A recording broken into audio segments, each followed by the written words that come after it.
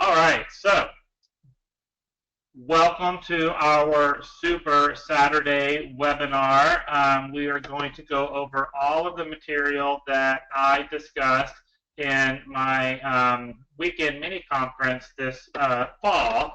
And so I know some of you were unable to attend for different reasons. And so on popular request, I decided to turn this into a webinar. And so that's what we're going to do today.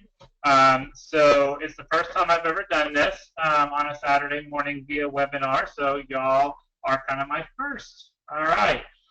So we're going to go over today three very important topics. We're going to talk about do what you love and love what you do, which is kind of a nice little keynote, just kind of reconnecting with passion and why we do what we do with young children, which is very applicable to today's session because, you know, when we start talking about enhanced interactions and we start talking about lending to children, you know, the job becomes very frustrating. It becomes very stressful. There's a lot of misunderstandings out there. So staying connected with why we do what we do is really important. And then we're going to also just do a very brief overview of some of the new licensing rules that we had go into effect on September 1st of 2016, and then also some of the new rules that we'll see in early 2017. We'll kind of quickly go through that, and then we'll get into the meat and potatoes of today's webinar, which is the enhanced interactions and everything. Now today, I'm going to go straight through this material and not take any breaks unless we see that one is needed. Since you're on your own, on your end, you get to kind of walk away and run to the potty or grab some coffee or water whenever you want, and just kind of get back as quickly as possible. But, you know, some of you are using your smartphone, some of you are using a computer. Those things can sometimes travel with you. All right. So let's go ahead and get started with our presentation. All right.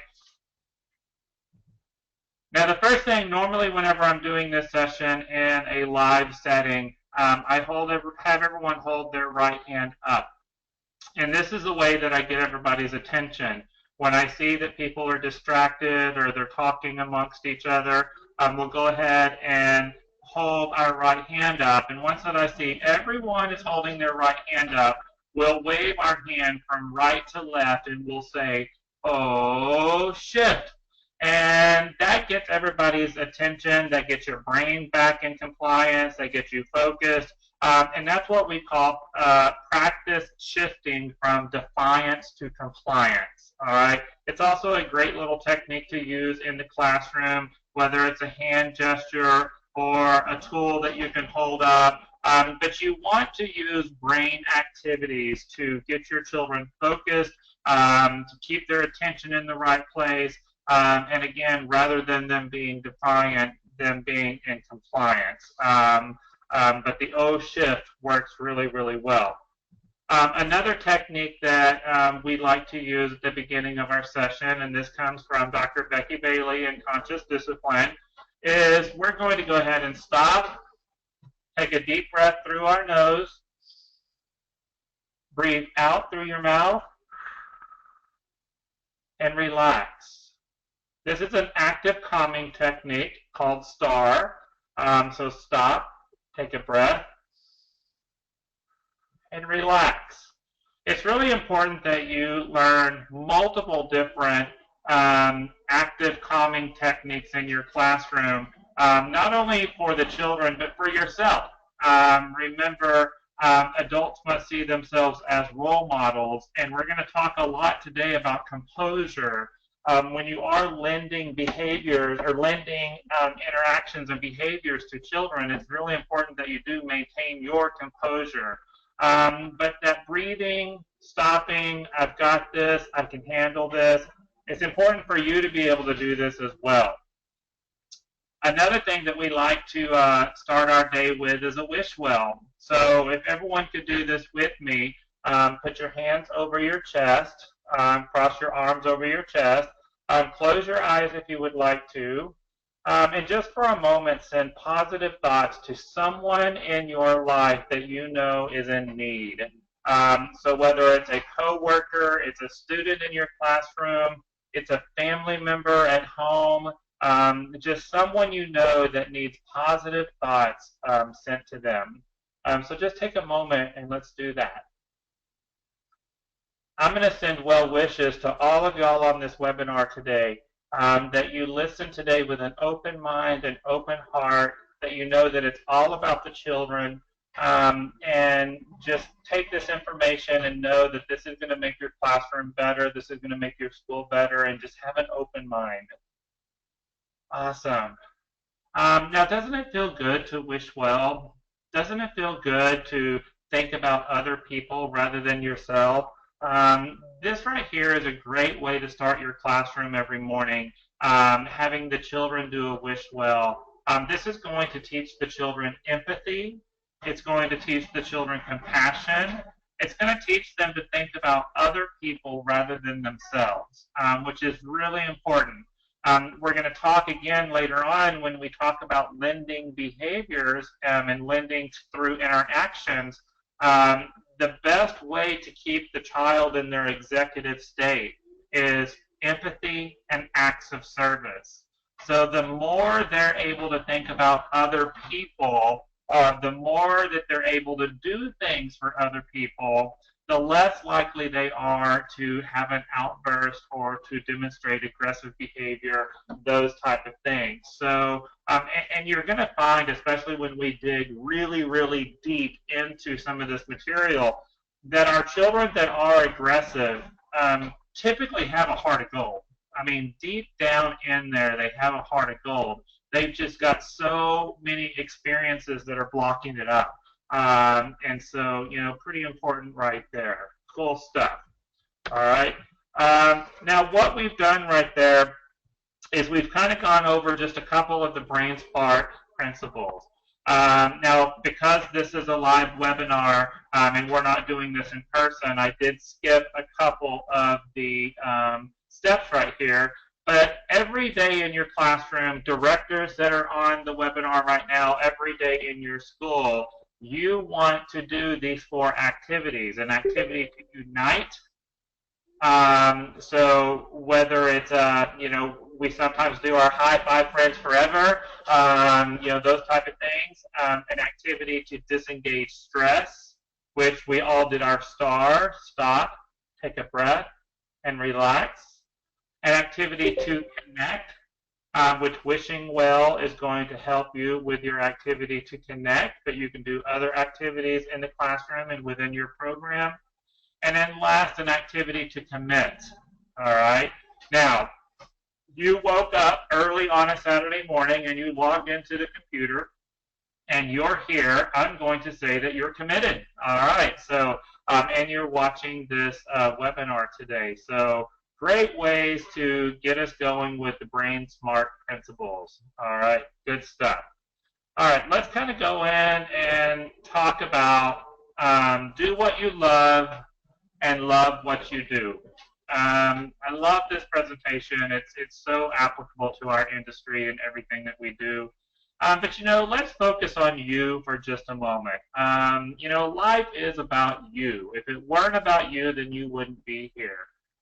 You know, I strongly believe that, you know, everybody is placed on this earth for a particular reason. Nobody is here on accident. And, you know, a lot of times we hear this through casual conversations. I know that I heard it my entire life. I'm one of 4 children, and my mom actually had 3 other children that passed away at birth. So my mom actually had 7 kids. But, you know, I'm the youngest of all of them, and my entire life I heard that I was an accident. Or my mom used to say, well, you know, Tim was an oops. And, you know, and even though they were unintentional comments, she didn't mean anything by it. You know, as growing up and constantly hearing that, it does kind of stick in your brain. You know, you kind of sit there and you think, if mom and dad could do it all over again, I probably wouldn't be here. But we're not an accident. You know, everybody is placed on this earth for a reason. We all have a purpose. We all have a destiny. You know, we're all here for a reason. Now, the one thing that I really want y'all to think about on this one is the same thing is applicable to the children in our classrooms. Every child is here for a reason. But not only that, every child is in your classroom for a reason. There is a reason why that child has been placed in your classroom, and I want y'all to really think about that. When you get stressed out, when you get angry, when you just feel like you've had enough, I want you to remind yourself that that child is in your classroom for a reason. Okay? Someone placed that child in your room, not the parent who enrolled the child in your program, not the director who made the classroom assignments, but a power much greater than all of us placed that child in your classroom. All right, and I want you to start looking at it from that perspective. When you, like I said, when you get angry, when you get upset, all right, don't give up on that child. I was doing a on-site training earlier this year at a school, and during one of the break times, this teacher came up to me and she said, you know, last year I had this 3-year-old child in my classroom, and she was just horrible.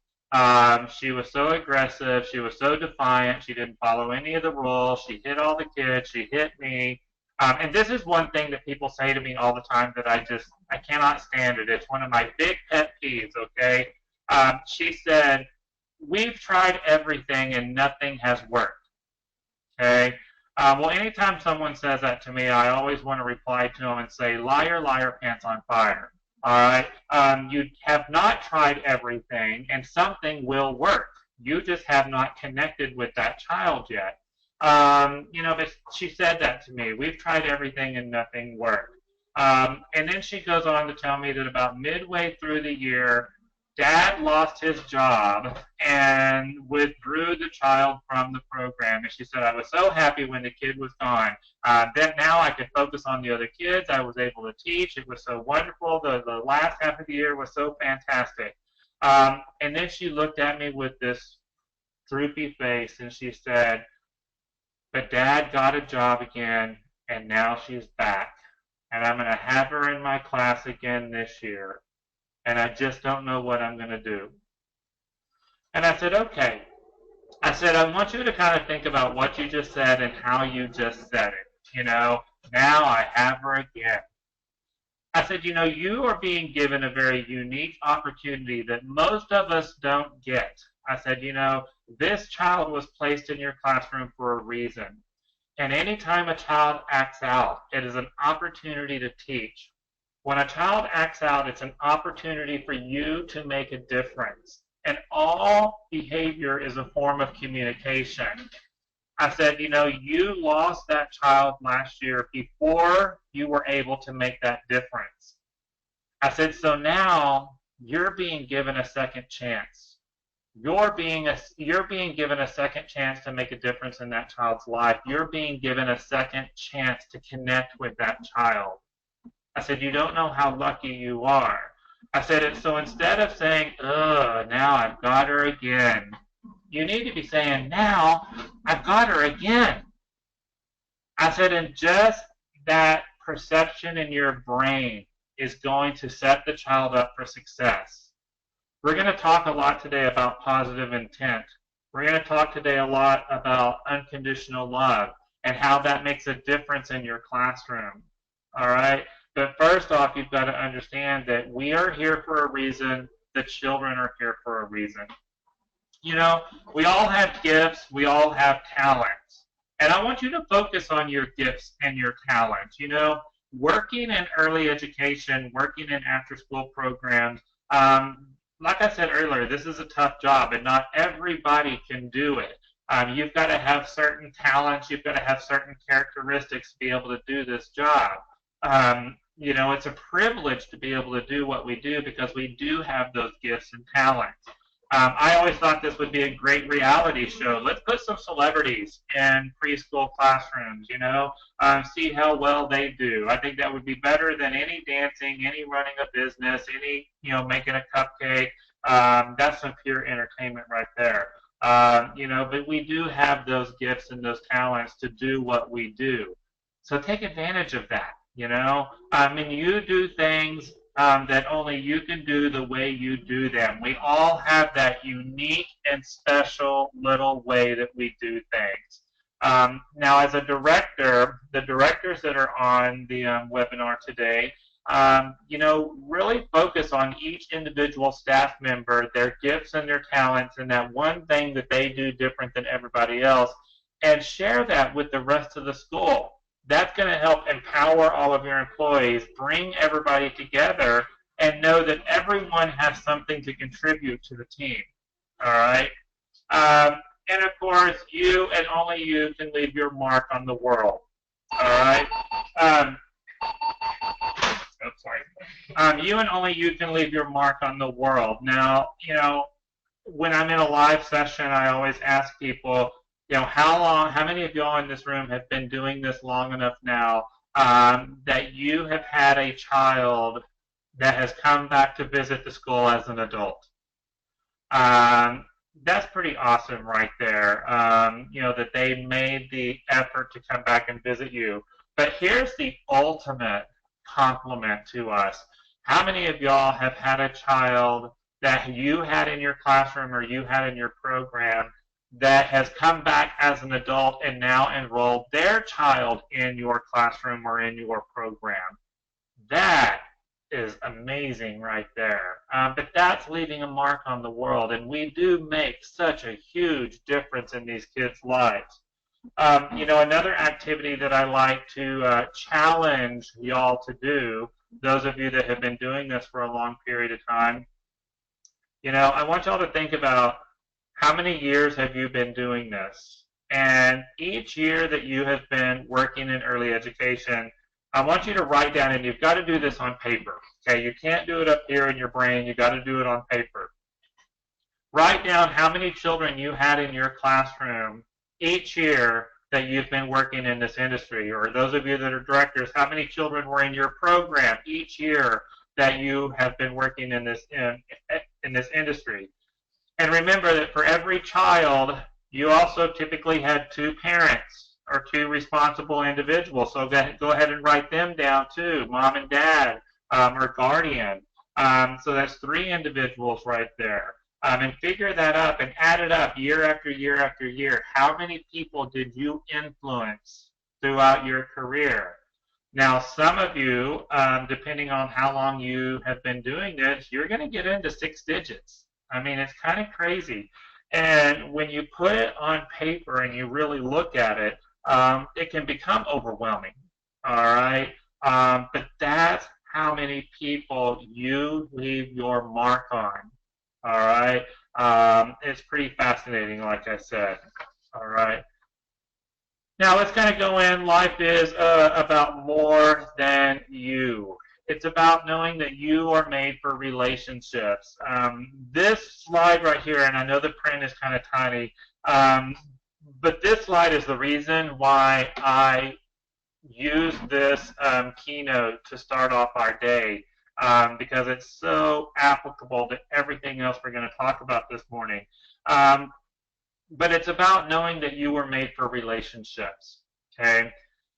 Relationships are the key to success, whether it's in the classroom, in your family life, in your personal life, in your professional life. It's all about relationships.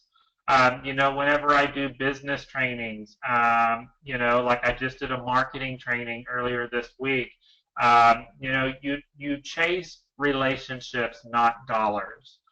People that are only focused on dollars, only focused on money, it's going to be a struggle for you to be successful. You chase relationships. And when you focus on building your business, building your school, building your classroom on relationships, everything else will fall into place. All right? When we talk about connecting with our children and working with our children, it's all about relationships, and we're going to talk a lot about that today. But the other thing that I'd like to point out right here is that, every animal out there is born with the essential skills needed to survive. All right. So if it's a whale, when a baby whale is first born, it's able to swim. Otherwise, it would be eaten by its predators. When a baby deer is born, it's able to walk. Again, otherwise it wouldn't survive. So every animal is born with those basic skills. Well, as humans, and we're animals, what are we able to do when we are born? Nothing. We're useless, right? No, we can cry.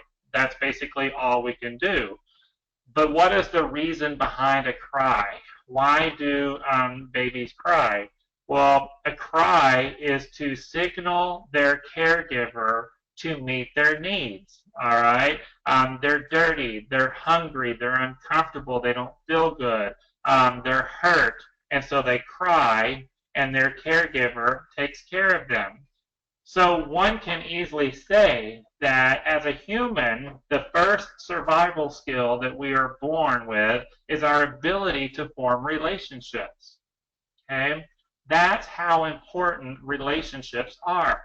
All right? So, we are here on this earth to love, to mentor, to learn, to serve, to create, to work together, to change for the better. That's all characteristics of being in a good relationship. Now, again, the main purpose behind today's session is to talk about lending to children and working with difficult behaviors. I want y'all to think about the word discipline for just a moment. And the word discipline comes from the word disciple.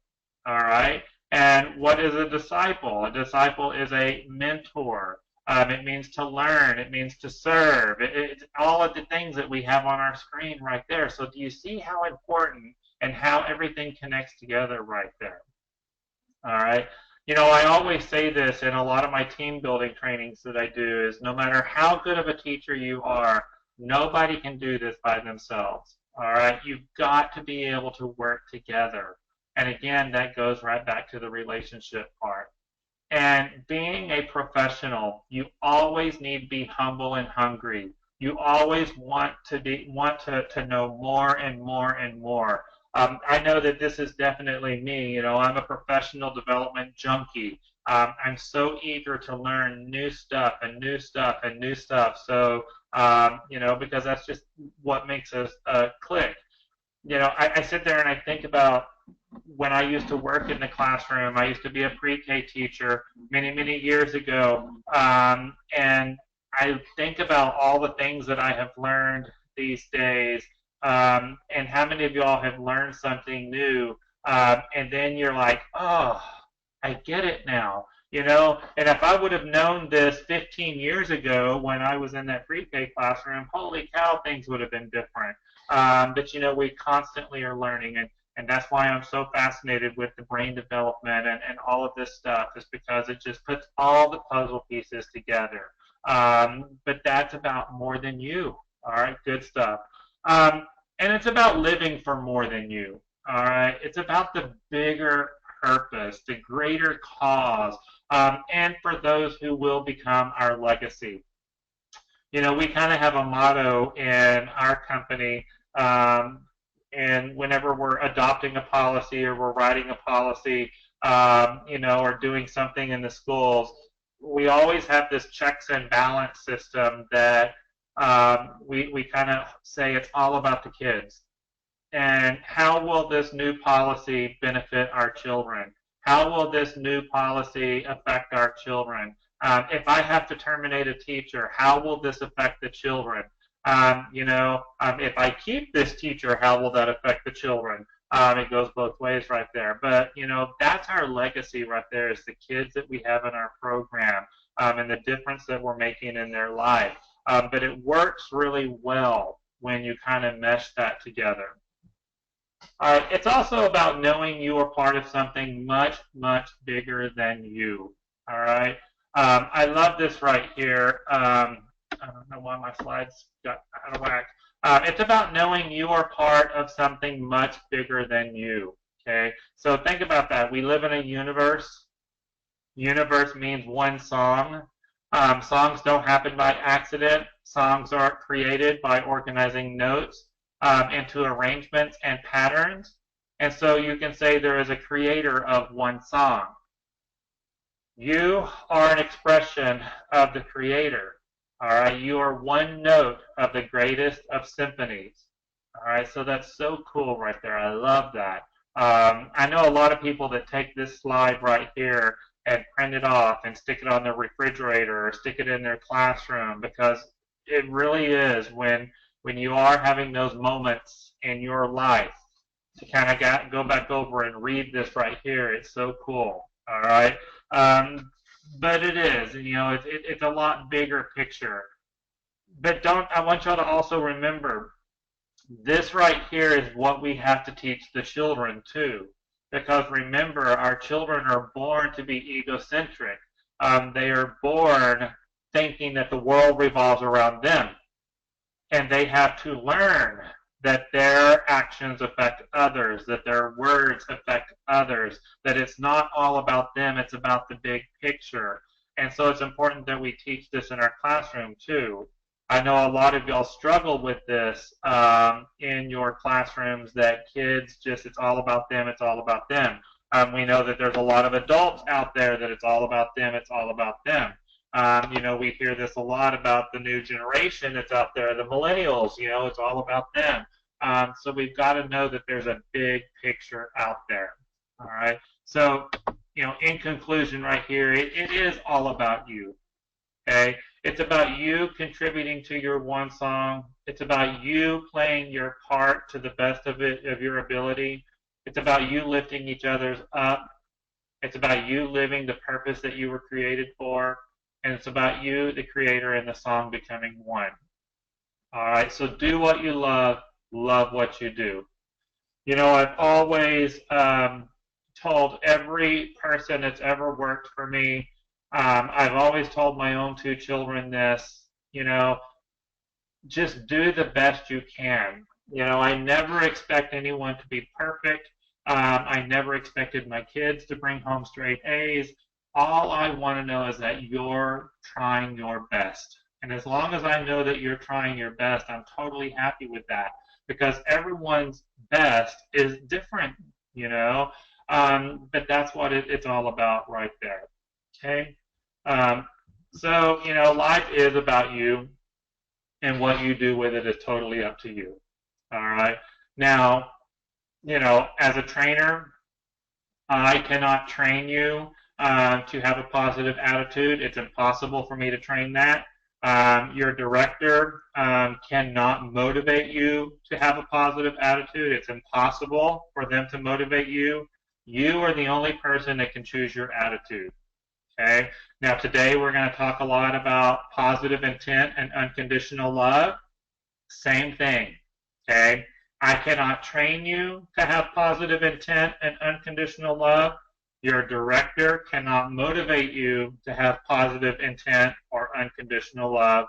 You are the only person that can put that in place. And always keep that in mind when we're talking about our children.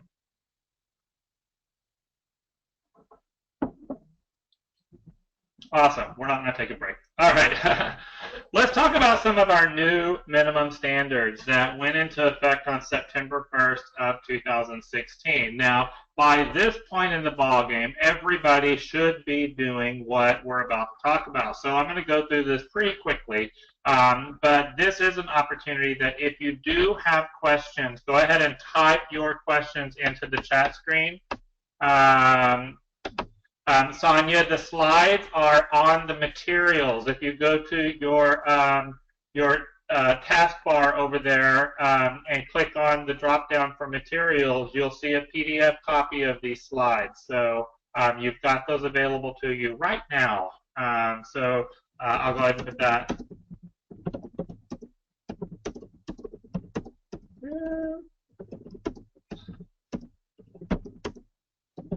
Awesome. So there you go.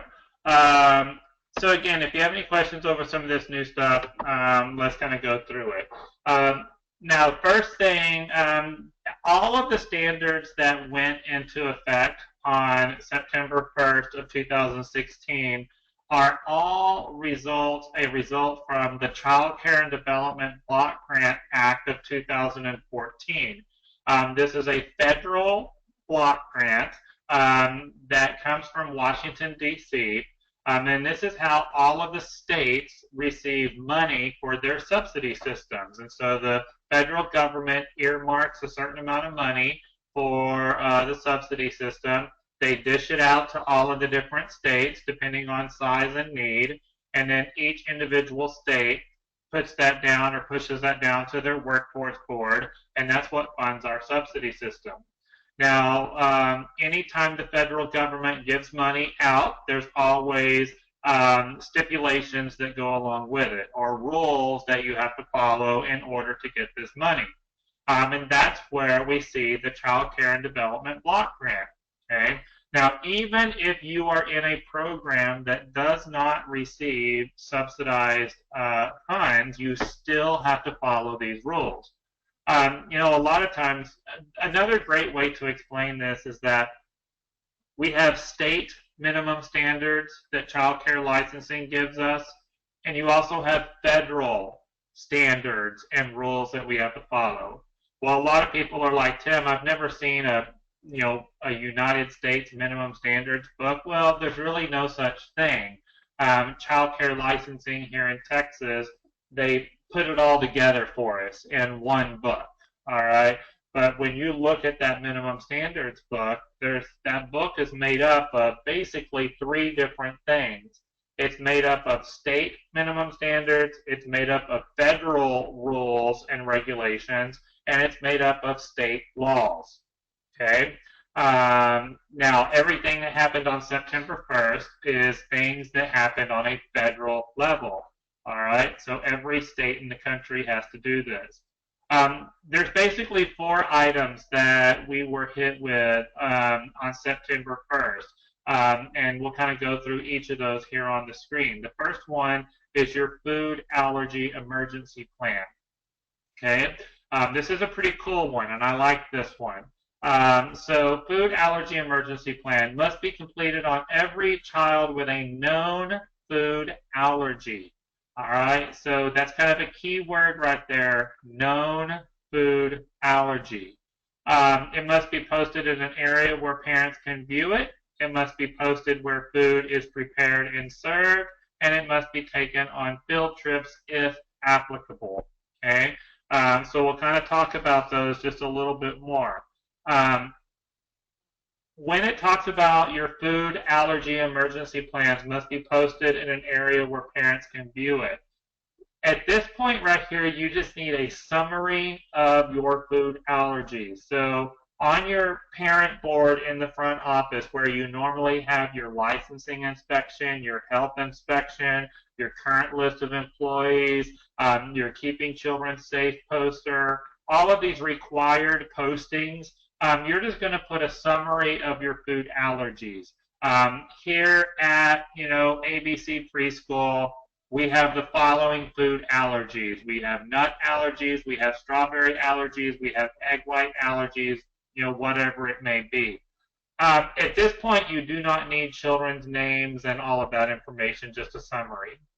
Now, where it talks about posted where food is prepared and served, at this point, you do have to have the food allergy emergency plan, which is what you see here on the screen. You must have the child's name, what food they are allergic to, signs and symptoms if given the food, signs and symptoms of a reaction, what you have to do if given the food, how do you treat it, and this must be completed by the child's healthcare professional. Now, I love this part right here. The food allergy emergency plan must be completed by the child's healthcare professional. It cannot be completed by mom and dad. Okay? So I like this because y'all know that a lot of times we have mom and dad that, go online to the internet and they self-diagnose their child with an allergy or an illness, and then they want us to accommodate that. So that's going to eliminate this right here. It has to be completed by their healthcare professional. Okay, cool stuff right there. Now this is only applicable to food allergies. Okay. Now I know that there's children out there that have other allergies, you know, whether it be ant bites and bee stings and pollen reactions. At this point in time, you do not have to post those items. The new rule only applies to food allergies. Okay. Now, if you want to go ahead and post these other items, you're more than welcome to do so. That would be considered exceeding, and you always have a right to exceed, so that's okay. The other thing I like to address on this one is that, again, the new rule only applies to known food allergies. It is not applicable to preferences. It is not applicable to mild reactions, and it is not applicable to intolerances. All right? So if a parent comes in and says their child has a mild reaction to dairy products, or the child has an intolerance to milk, you technically don't need to post those items. You may want to go ahead and consider that, but it's not a requirement. Okay? There you go. Everything else you kind of get to handle however your school writes their policy. The only other thing I want to throw out there to be aware of is religious beliefs, and you are required under federal law to make considerations for religious beliefs. So if due to a religious belief a child cannot have pork or a child cannot have beef or whatever it may be, then of course you would be required to accommodate those individuals under federal law. You wouldn't have to post that, but you would still need to accommodate that. Okay, I actually have a webinar coming up in 2017 on understanding protected classes, and we'll talk about that in that webinar. All right, cool. The other thing that we saw in September of 2016 is we had several new topics added to our professional development for new hired employees and annual training. So this is pretty quick, pretty easy. For every new employee that you hire, regardless of their experience and education, every new employee that you hire must have training on emergency preparedness, immunizations, abuse of head trauma, infant sleep safety, administering medications, understanding food allergies, building premises, handling, storing, and disposing of hazardous waste, and they've moved the transportation safety training over to the new hire part as well. Not only must your new hired employees get these topics upon hire, you must also include all of these topics into your annual training. Now, one thing you may notice about all of the required topics that you see on this slide is they are all very specific to the individual program. All right, so for example, even though I have every single one of these topics on my website for online trainings, you'll see that the assessment part is going to relate back to your program because they are specific. You know, when we talk about emergency preparedness plans, every building is going to have a different emergency preparedness plan. That's why it's a new required training, so that your new employees will understand your emergency preparedness plan. You know, and so every single one of these new topics you will see are related to the individual program. So make sure that as you're getting this new professional development, you're looking at your school and how it's applicable to your school. Okay. There's a couple of them that are pretty standard, but mostly, like I said, they're related to your particular school. Now you'll also see on 746.1309H, there was a big change on how many number of hours can be done self-instructional versus how many can be instructor-led. It used to be 50% of your training can be done through self-instructional material. You're going to see now that it's 80% of your annual training can be done through self-instructional material, like a DVD, like an online training, those type of things. However, you're also going to see this new rule that says no more than 3 hours of your self-instructional training may come from a person reading written material or watching a video on their own. The key word right here, on their own. Okay? Any training that you give your employees, all right, you need to make sure that there's learning objectives, there's a curriculum, there's an evaluation or an assessment, and a certificate is provided for them. So the best way that I have learned to describe this new rule, 1309H, where it limits the 3 hours, who makes the certificate? Okay, that's the best way I've learned to describe it. Who makes the certificate?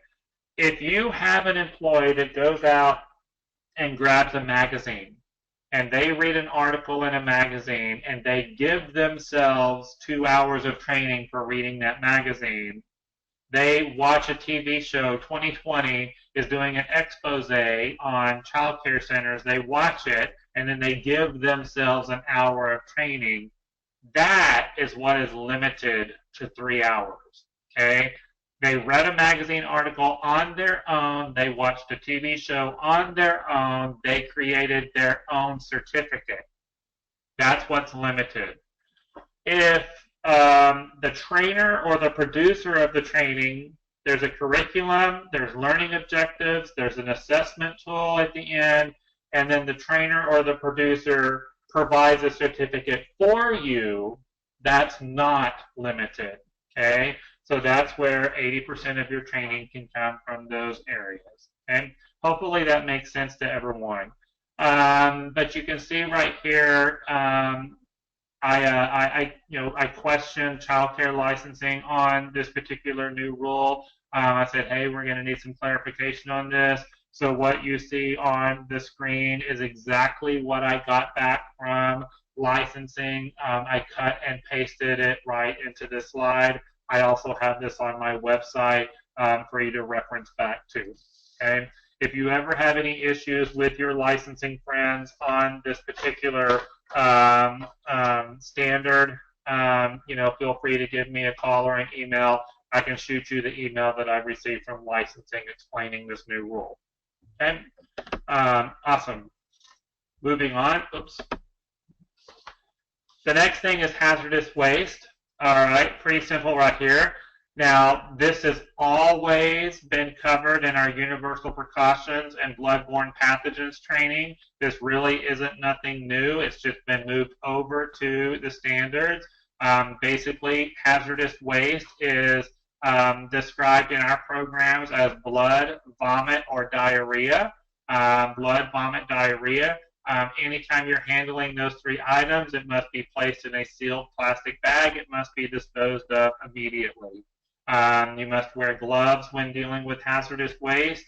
Any chemicals that you are using, you must use them as directed by the manufacturer. Pretty simple right there. All right. Now, the standards you will see when you actually read the book, it does say a sealed, tied, or otherwise closed plastic bag. So a grocery bag, a trash bag, a produce bag, all would be applicable in those situations. However, I do want to refer you, it also says in the standards when sending home clothing that have been contaminated with a hazardous waste, and gloves must be in a sealed plastic bag, and so the book kind of contradicts itself. I would just encourage y'all to get some generic Ziploc bags, things like that, to use. So this is one that we're just going to have to wait and see how licensing fully implements this. I know that on licensing's website, they have a tutorial on this one, and they actually encourage the use of the grocery bags. But again, that contradicts what they actually say in the book on sealed plastic bags. So we're going to have to keep an eye on that one. Last thing with the new standards is the emergency preparedness. You're going to now see that we have standards on sheltering of children in a lockdown. You must include in your emergency preparedness plan lockdown procedures. And then now you must practice your lockdown procedures 4 times a year.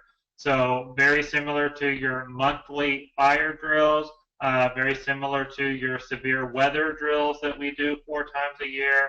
Now you will do a lockdown drill 4 times a year. What I have been encouraging everyone to do here is to invite your local police department, your local fire department, your local emergency response unit. And every major county in Texas has an emergency response unit. Invite them out to your program, have them walk your building and give you recommendations on how to write your lockdown procedures. Every building is going to be different based on how your building is designed.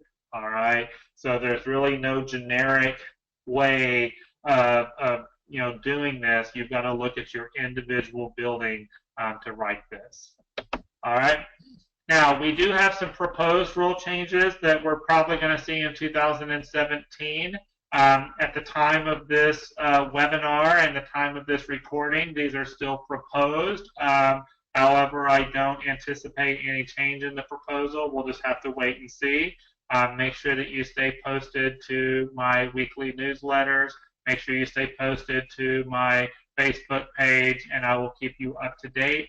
But very quickly, some of the proposed rules, they're going to define a restrictive device in an infant room. This is going to be like your exercisers, your swings, your bouncy seats, car seats. These are all restrictive devices. Why are they going to define it? Because you're also going to see limitations on how long a child can stay in a restrictive device. And of course, they are not allowed to sleep in a restrictive device. You're going to see a better clarification of instructor-led training versus self-instructional training, which is good. Big change on sanitizing and disinfecting. You know, right now, we must follow the 4-step process, which is wash it with soap and water, rinse it with clear water, soak it or spray it with a disinfectant for at least 2 minutes and allow it to air dry. The new rule that is being proposed is that you will follow the manufacturer's recommendations. So if the chemical that you're using to sanitize, if there are different recommendations, you're going to follow the manufacturer's rules. So that's kind of a good one. They're going to add a lot of infant sleep safety policies. We knew this was coming. It's a federal recommendation. Sunblock and bug repellent has always been a vague area of the standards. It typically, in the past, has fallen under the ointments and creams rule. Now you're going to see that the standards will specifically talk about the use of sunblock and bug repellent. So this is a good change too. Basically, the new rule will say that you are allowed to apply sunblock and bug repellent with written permission from the parent. If the parent supplies these items, then permission is implied. Under prohibited items, it's going to add tablets to personal use of electronic devices. You know, right now it says that while interacting and supervising children, caregivers must be free from, and right now it lists out administrative and clerical functions, janitorial duties, meal preparation, personal use of electronic devices such as cell phones, MP3 players, and video games. You're going to see them add tablets. Now again, the key word here is the personal use of electronic devices. If you're using tablets in your classroom for daily reports, if you're using tablets in your classroom for attendance tracking, that's still okay. All right. So just a clarification on that one. All right. Um, very good. Oh, I skipped one. All right. They're going to also talk about clarification of child-initiated activities. Basically, toys, materials, and equipment must be age appropriate for the children and must be at their level. I love that one. Like I said, limit the amount of time an infant can stay in a restrictive device. Prohibits infants from sleeping in a restricted device. It's going to say now that you can lower the lights at nap time as long as your eyes don't adjust, which is a crazy rule, but that's what the new rule says. There are going to be some standards on the use of hand sanitizer when you can and cannot use hand sanitizer, so look forward to that. And then again, they're going to clarify the definition of taking a child's temperature. You know, right now, the rule talks about oral, rectal, or armpit temperature, but all of that is kind of old-fashioned. Most of us are using the forehead or the ear thermometers, so they're going to be changing that to specifically talk about the tympanic thermometers or the body temperature thermometers. So just kind of bringing it up to date. All right, awesome. All right, let's get into the good stuff now. All right, what you see on the screen right now is probably one of my most favorite quotes that that I've been using here lately in a lot of my trainings. You know, we talked earlier about positive intent and unconditional love. Okay, children cannot act differently until they are seen differently, and this is so incredibly important. You know, I talk about, you know, how many of y'all that at the beginning of the school year you were warned by another teacher about a child you're going to have in your classroom? It's like, oh, I see that you've got Johnny in your room this year. Oh, you better watch out. You just wait. Tag, you're it. And we immediately get this negative perception of this child. Okay, and you walk into the situation with all these negative images or these negative expectations. And sure enough, the kid is a nightmare. All right? You've got to look at that child with positive intent. You've got to go into the situation with unconditional love. All right? But as long as you sit there and you think the worst, then you're going to get the worst. All right? So you've got to see the child for who they can be. All right? Not on their current behavior. Okay, be optimistic about the child. You know, I just had a parent conference earlier this week, and we talked a lot about this, that, you know, there's two particular teachers that work with this kid that it's amazing. It's a wonderful situation. There's progress. They don't have any issues out of him. It's just a wonderful situation. Everyone else that tries to work with this kid, it seems like, you know, or the current teachers that are trying to work with this kid, it's not going too well, you know. And one thing I pointed out is that the two teachers that are having, you know, success are two of the most positive, most optimistic teachers I think I've ever worked with, not just in the building now, but that I've ever worked with. They look for the best in every single child. And they're so positive and they're so determined and they don't give up on the kids. And, you know, this one particular little boy that we were talking about this week has attached himself to these two teachers. And I think that, you know, he's attached himself to these two teachers because he knows that they want the best for him. You know, where everyone else that tries to work with him that can only focus on what's wrong with him, that they only focus on the negative behavior, the aggression, the defiance, you know, he pushes himself away from those individuals, and it's a nightmare, you know. So I think it's a great lesson to be learned, is that you've got to focus on the individual child and who they can be, all right, who they are, and stop focusing on, you know, this behavior. I've probably had 3 situations now in the last 2 weeks. I actually have an email sitting on my computer right now from a provider. I need help with a child. Very next sentence. First off, it's a divorced family. You know, there's a custody situation. Mom and dad are fighting over the kid, blah, blah, blah, blah, blah. And that's how they start the description of the child. Okay? And I really don't like it when people do that.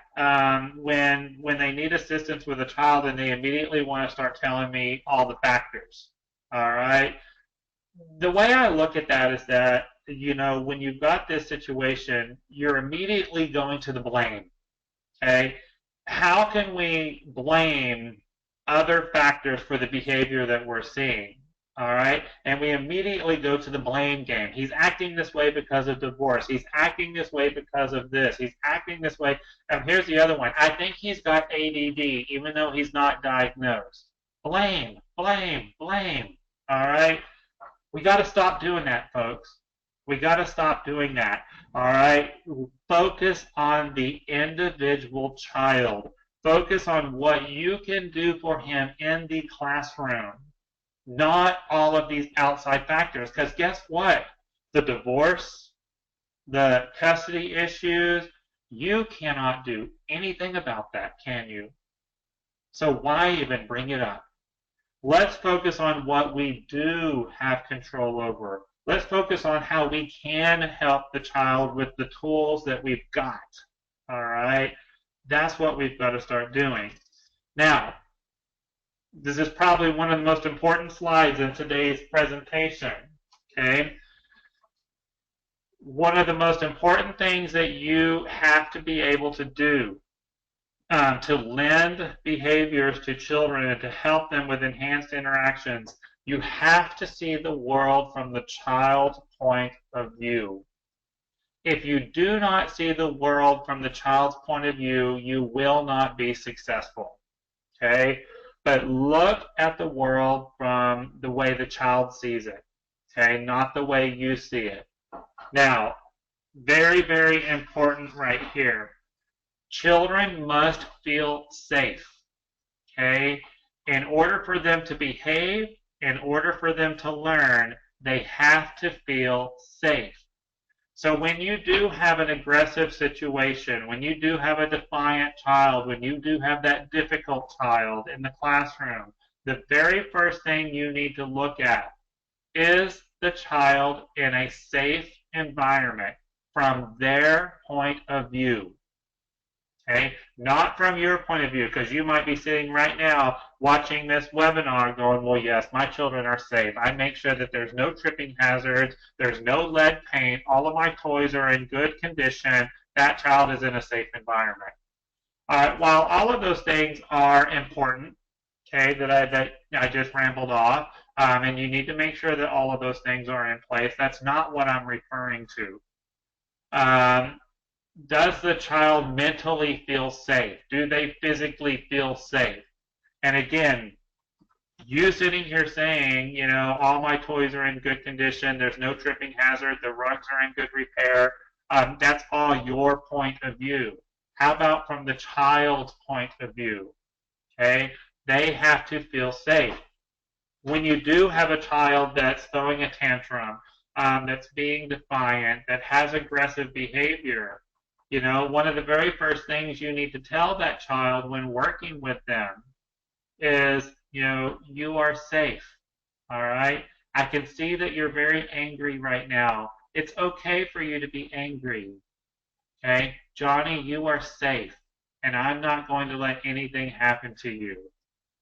In order for the child to change their behavior, they have to know that they are safe, okay? Now, with safety, you've got to have security, trust, and connect. All four of these elements must be in place, all right? Now, trust comes from respect. Trust and respect are a two-way street, okay? It goes both ways, all right? But a child cannot feel safe unless they are connected to you and unless they trust you. That's going to create that security. That's going to make them feel safe. You know, one of my favorite sayings, you have to reach them before you can teach them. All right? You've got to connect with a child. You have to form that relationship before you can teach them, before they know that they're safe. Okay, you've got to make that connection. That's why, you know, the first 6 weeks of a school year, that's the only thing you should be doing is relationship building activities so that you can connect with the children.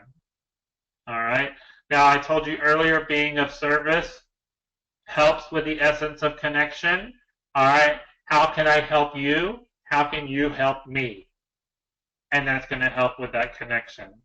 All right. Huge slide right here going off of what I just said. When I feel safe, I am able to learn. When I am connected, I am willing to learn. Okay, let's go over those again. When I feel safe, I am able to learn.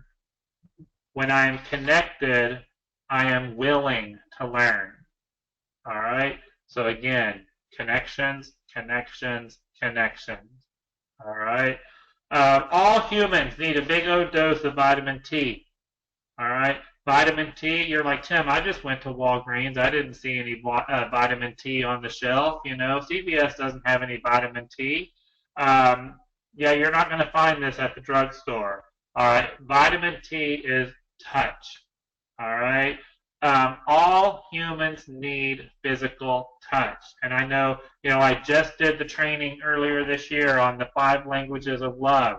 And, you know, we talked about physical touch being one of the love languages. And it's so interesting how many people are like, don't touch me. I don't like to be touched. All right. And that's cool. That's okay. I think that it's not that you don't like to be touched. It's how you were touched and who's in control of the touch is the bigger issue right there. But especially our children, they need that nurturing. All right. And physical touch makes them feel secure and safe. Whether it be a high five, a hug, a pat on the shoulder, you know, those are the things that we're talking about. You know, whenever I walk into a classroom, I always like to ask, you know, hey kids, how would you like to be greeted today? Would you like a hug, a high five, or a hip bump?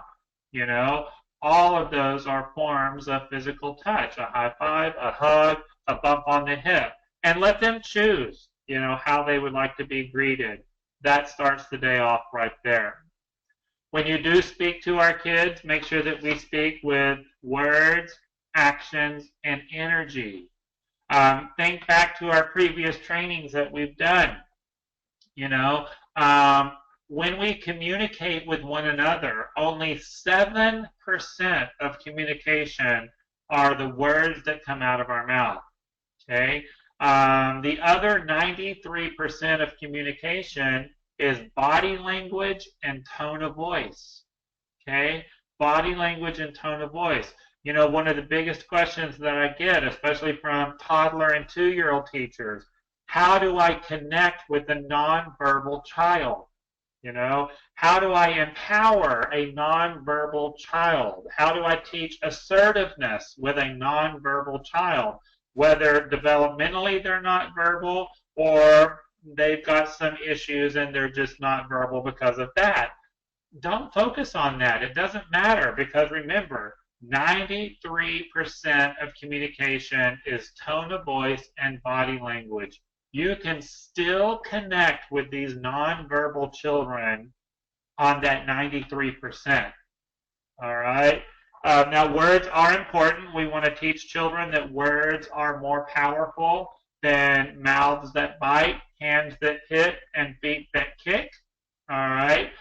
We want to encourage children to use their words to express their feelings, and then we want to respect them whenever they do express themselves. We'll talk about that in just a little bit too. Our actions, remember we are role models. Children are constantly watching us. They're watching us to learn how to respond or react to situations. All right? You know, a lot of times the way that children respond or react to a situation is based on how they see us do it. All right? And your energy. Okay? That positive energy too, that optimism, that hope, you know, that positive intent. So I want you all to think about whenever you walk into a classroom, okay, whenever you start off your day, you know, You know, oh, let's talk about today. Oh, today I have to watch this webinar. All right, you have to. Is someone holding a gun up to your head? Are they telling you you have to watch this webinar? You know, but we're making it that way. Or today, should I watch this webinar? I know my director told me I needed to watch it, but should I? What's going to happen to me if I don't? You know, I hope today that the sun comes out and I'm able to go outside and do lots of fun things. Today, I hope to do. How many of y'all start your day every day with, you know, today I would like to do everything on my to-do list. You know, today I would like to keep a positive attitude all day long and not let anyone stress me out. You know, today I want to go to brunch and have a mimosa. Today I want for my spouse to do everything I ask them to do. Today I want my children to all behave and be perfect. You know, how many of you start your day with, today I'm going to try to stay positive all day long. Today I'm going to try to be the best I can be. You know, all of these items right here that we just talked about, these first 6 items, this right here, have to, should, hope to, would like to, want to, try to, this all is a failure to commit. All right? All of these right here are going to set you up for failure, okay? You need to start your day. Today, I am going to eat healthy. Today, I am going to make a difference in the child's life. Today, I am going to be positive all day long. This last one, I am going to, that's a commitment. All right, and remember, we talked earlier at the beginning of the session today about the Brain Smart principles and that activity to commit. All right, in order for you to have a successful day with your children, you've got to have that activity to commit. All right. Now, remember, our brain is a social organ. All behavior is a form of communication. I know that you're on the other side of the computer right now, but I want y'all to say this. All behavior is a form of communication. All behavior is a form of communication. Okay? Your brain is a social organ. It's going to adapt to its surroundings. All right? I say this a lot of times in all of my trainings, that when children act out in the classroom, all right, it's an opportunity for you to teach. When children act out in the classroom, it's an opportunity for you to make a difference. And like this slide says, all behavior is a form of communication. So I want y'all to think for just a moment about a conversation that you may have had with a parent, or you may have witnessed someone having with a parent. You know, the parent comes in to pick up the child, and, you know, the teacher's like, hey, Mom, I need to talk to you about your kid. You know, your kid is just horrible. They've been breaking the rules all day long. They won't do anything I ask them to do. You know, your kid is so aggressive. They hurt all of the other kids. You need to do something about your kid, Mom. You know, how many of y'all have witnessed or you've heard a conversation similar to that? Hopefully not that aggressive, but I'm making a point. All right? Yeah, that conversation with that parent's not going to go too well, is it? So let's have this conversation again, and let's have it a different way. Okay? Imagine going to a parent and saying, hey, Mom, your child has been trying to communicate with me all day long. You know, hey, Mom, your child has been giving me opportunities to teach all day long. You know, hey, Mom, your child has been giving me an opportunity to make a difference all day long. You know, you need to do something about him. Do you see the difference in the two conversations? But aren't they actually the same? You know? Now, if I was the parent and the teacher came to me and the teacher said, your kid's been trying to communicate with me all day long, you know, your kid's been giving me an opportunity to teach all day long. If I was the parent, I'd be going, woo, high five. You know, this is money well spent, you know. But that's, again, positive intent. You've got to change the way you're looking at it. All right? Good stuff. Now remember, connections on the outside builds connections on the inside. All right, so when we talk about brain development, and we're going to talk about the different three different parts of the brain and how the connections in the brain help the child in the classroom, and you've got to understand the three parts of the brain. We'll get to that in just a little bit. But you know, all of the millions of connections that we have within the brain, okay, connections on the inside are based on connections on the outside. So if you want the child to feel safe, if you want the child to behave, if you want the child to learn, you've got to build the connections. Otherwise, they don't have the ability to get where they need to go. It's like me trying to say, you know, I want you right now, those of you that are in Dallas, okay, those of you that are in the Dallas area, right now I need you to go to Houston. Okay, go. Right now, go to Houston. All right, but by the way, you cannot use your car. You cannot take a bus. You cannot take an Uber. All of the highways are closed. There's no roads. There's no bridges. There's no airplanes. There's no trains. But right now, I need you to get to Houston. Well, how are you going to get there? You have no car. You have no highway. You have no roads. How are you going to get to Houston? You know you need to get there, but how are you going to get there? That's what it's like inside of the brain, especially when the child is in their executive state. They downshift to their emotional state. They downshift to their survival state. You've got to have the roads and the bridges. You've got to have the cars, the trains, the airplanes. You've got to have the connections to get back to the executive state. All right? Otherwise, it's like going from Dallas to Houston. There's no way to get there. All right? So connections on the outside build connections on the inside. All right? You must make a conscious effort to change. You've got to rewire the brain. You've got to create new patterns. And like I said earlier, your brain adapts to its environment. All right? Now, this is a kind of crazy. There's a lot of new brain research out there that that tells us that children must be in a stress-free environment from 0 to 3. Okay, so from the time they're born until they're in their 3 years of age, they need to be in a stress-free environment. If they're in a stressful environment for those first 3 years of life, their brain is going to be wired to nothing but stress, nothing but anxiety. Their brain is going to be wired to nothing but fear. So it's important because, especially during the first year of life, your brain has more connections or builds more connections during that first year of life than the rest of their life. You know, the first 3 years, you know, is so critical right there. Now, if some of you are like, Tim, I'm a 2-year-old teacher. How in the world do you expect a 2-year-old classroom to be stress-free? You can do it, actually. All right, I challenge you to do it. How do you do it? We're going to talk about it in a little bit. Routines, structure, rituals, okay? And you can get there. But for a lot of our kids that we're dealing with, their brain has already adapted to this stress. Their brain has already created these connections that are stressful connections. And that's why we're dealing with the aggression.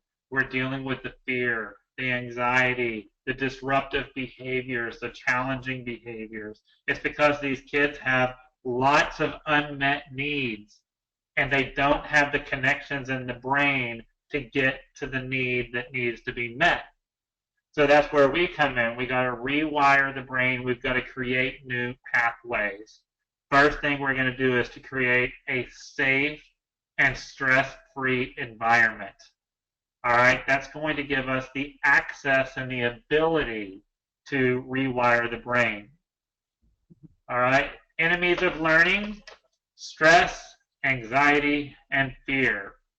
So in your classroom, okay, we want our children to be successful. We want them to learn. We want them to grow. We want them to develop.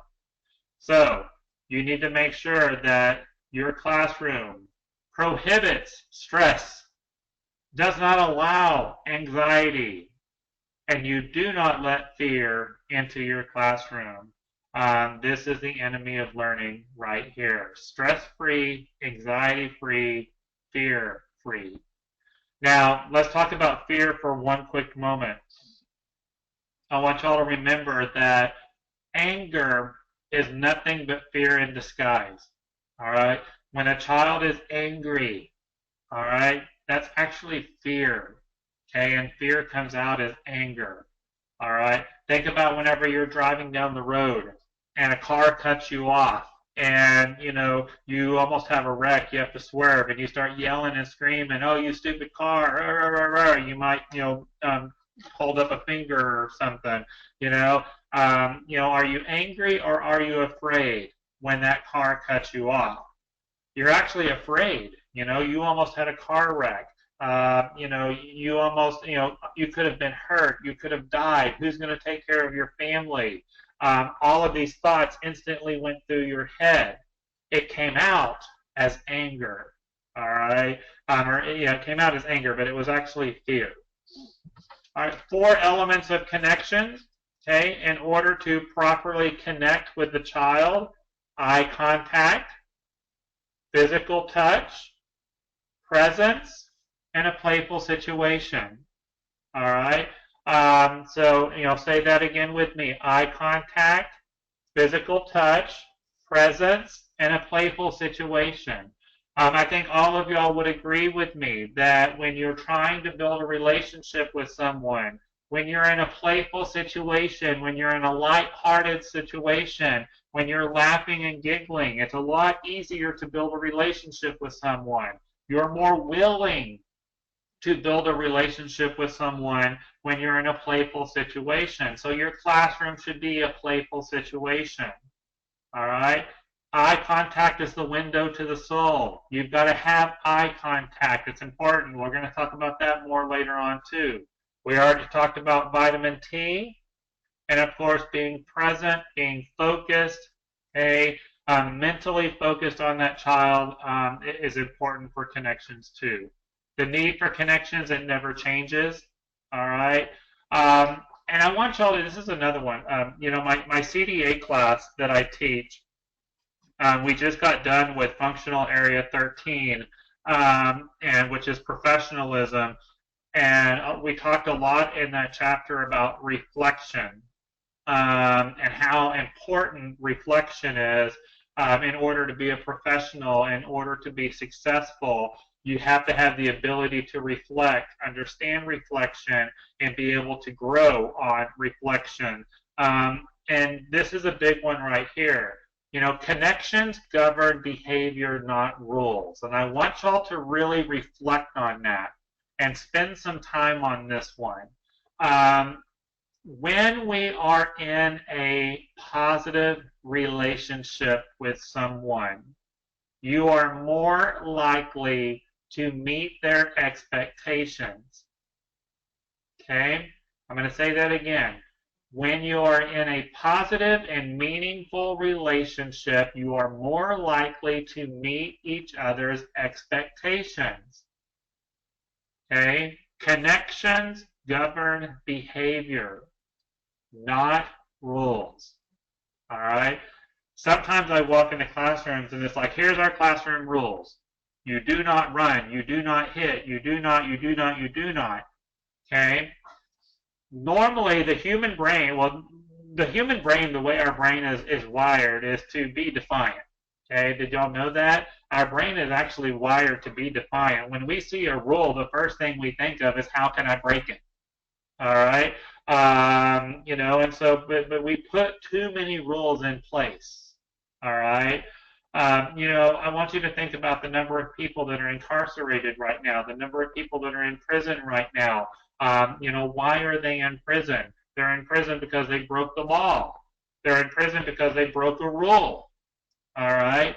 Now, if I were king, or when I become king, we're not going to have a lot of rules. We're not going to have a lot of laws. What we're going to focus on is relationships. We're going to focus on connections. How can we get along with each other? How can we respect each other? How can we have meaningful connections with one another? And when we do that, we respect one another, and we meet each other's expectations. It's not about the rules. It's about doing what's right. All right? So reflect on that in your classroom. And I encourage you to get rid of the rules. All right? Get rid of the rules. Focus on connections. All right? 20% of children have stress disorders. Did y'all know this? 1 out of every 5 children in your classroom has a stress disorder. That is outrageous right there. We've got to focus on reducing this. Okay? We're not even talking about the number of adults that have stress disorders. We're only talking about children right now. Our children are in very stressful situations, and we've got to do something about that. We all have endorphins that run through our body. Endorphins are the feel-good energy that our brain releases when we're having fun, when we're in a safe situation, when we're in a meaningful and loving situation. Our brain releases these endorphins. We like to call that joy juice. All right? Now, joy juice or endorphins plus people equals pleasure. All right? Not joy juice plus stuff equals pleasure. We've gotten into this habit in society these days of trying to reward people with materialistic items, in order to get their love. I'm going to buy you a prize if you do the right thing. If you behave at school today, I'll take you and buy you a toy. All right?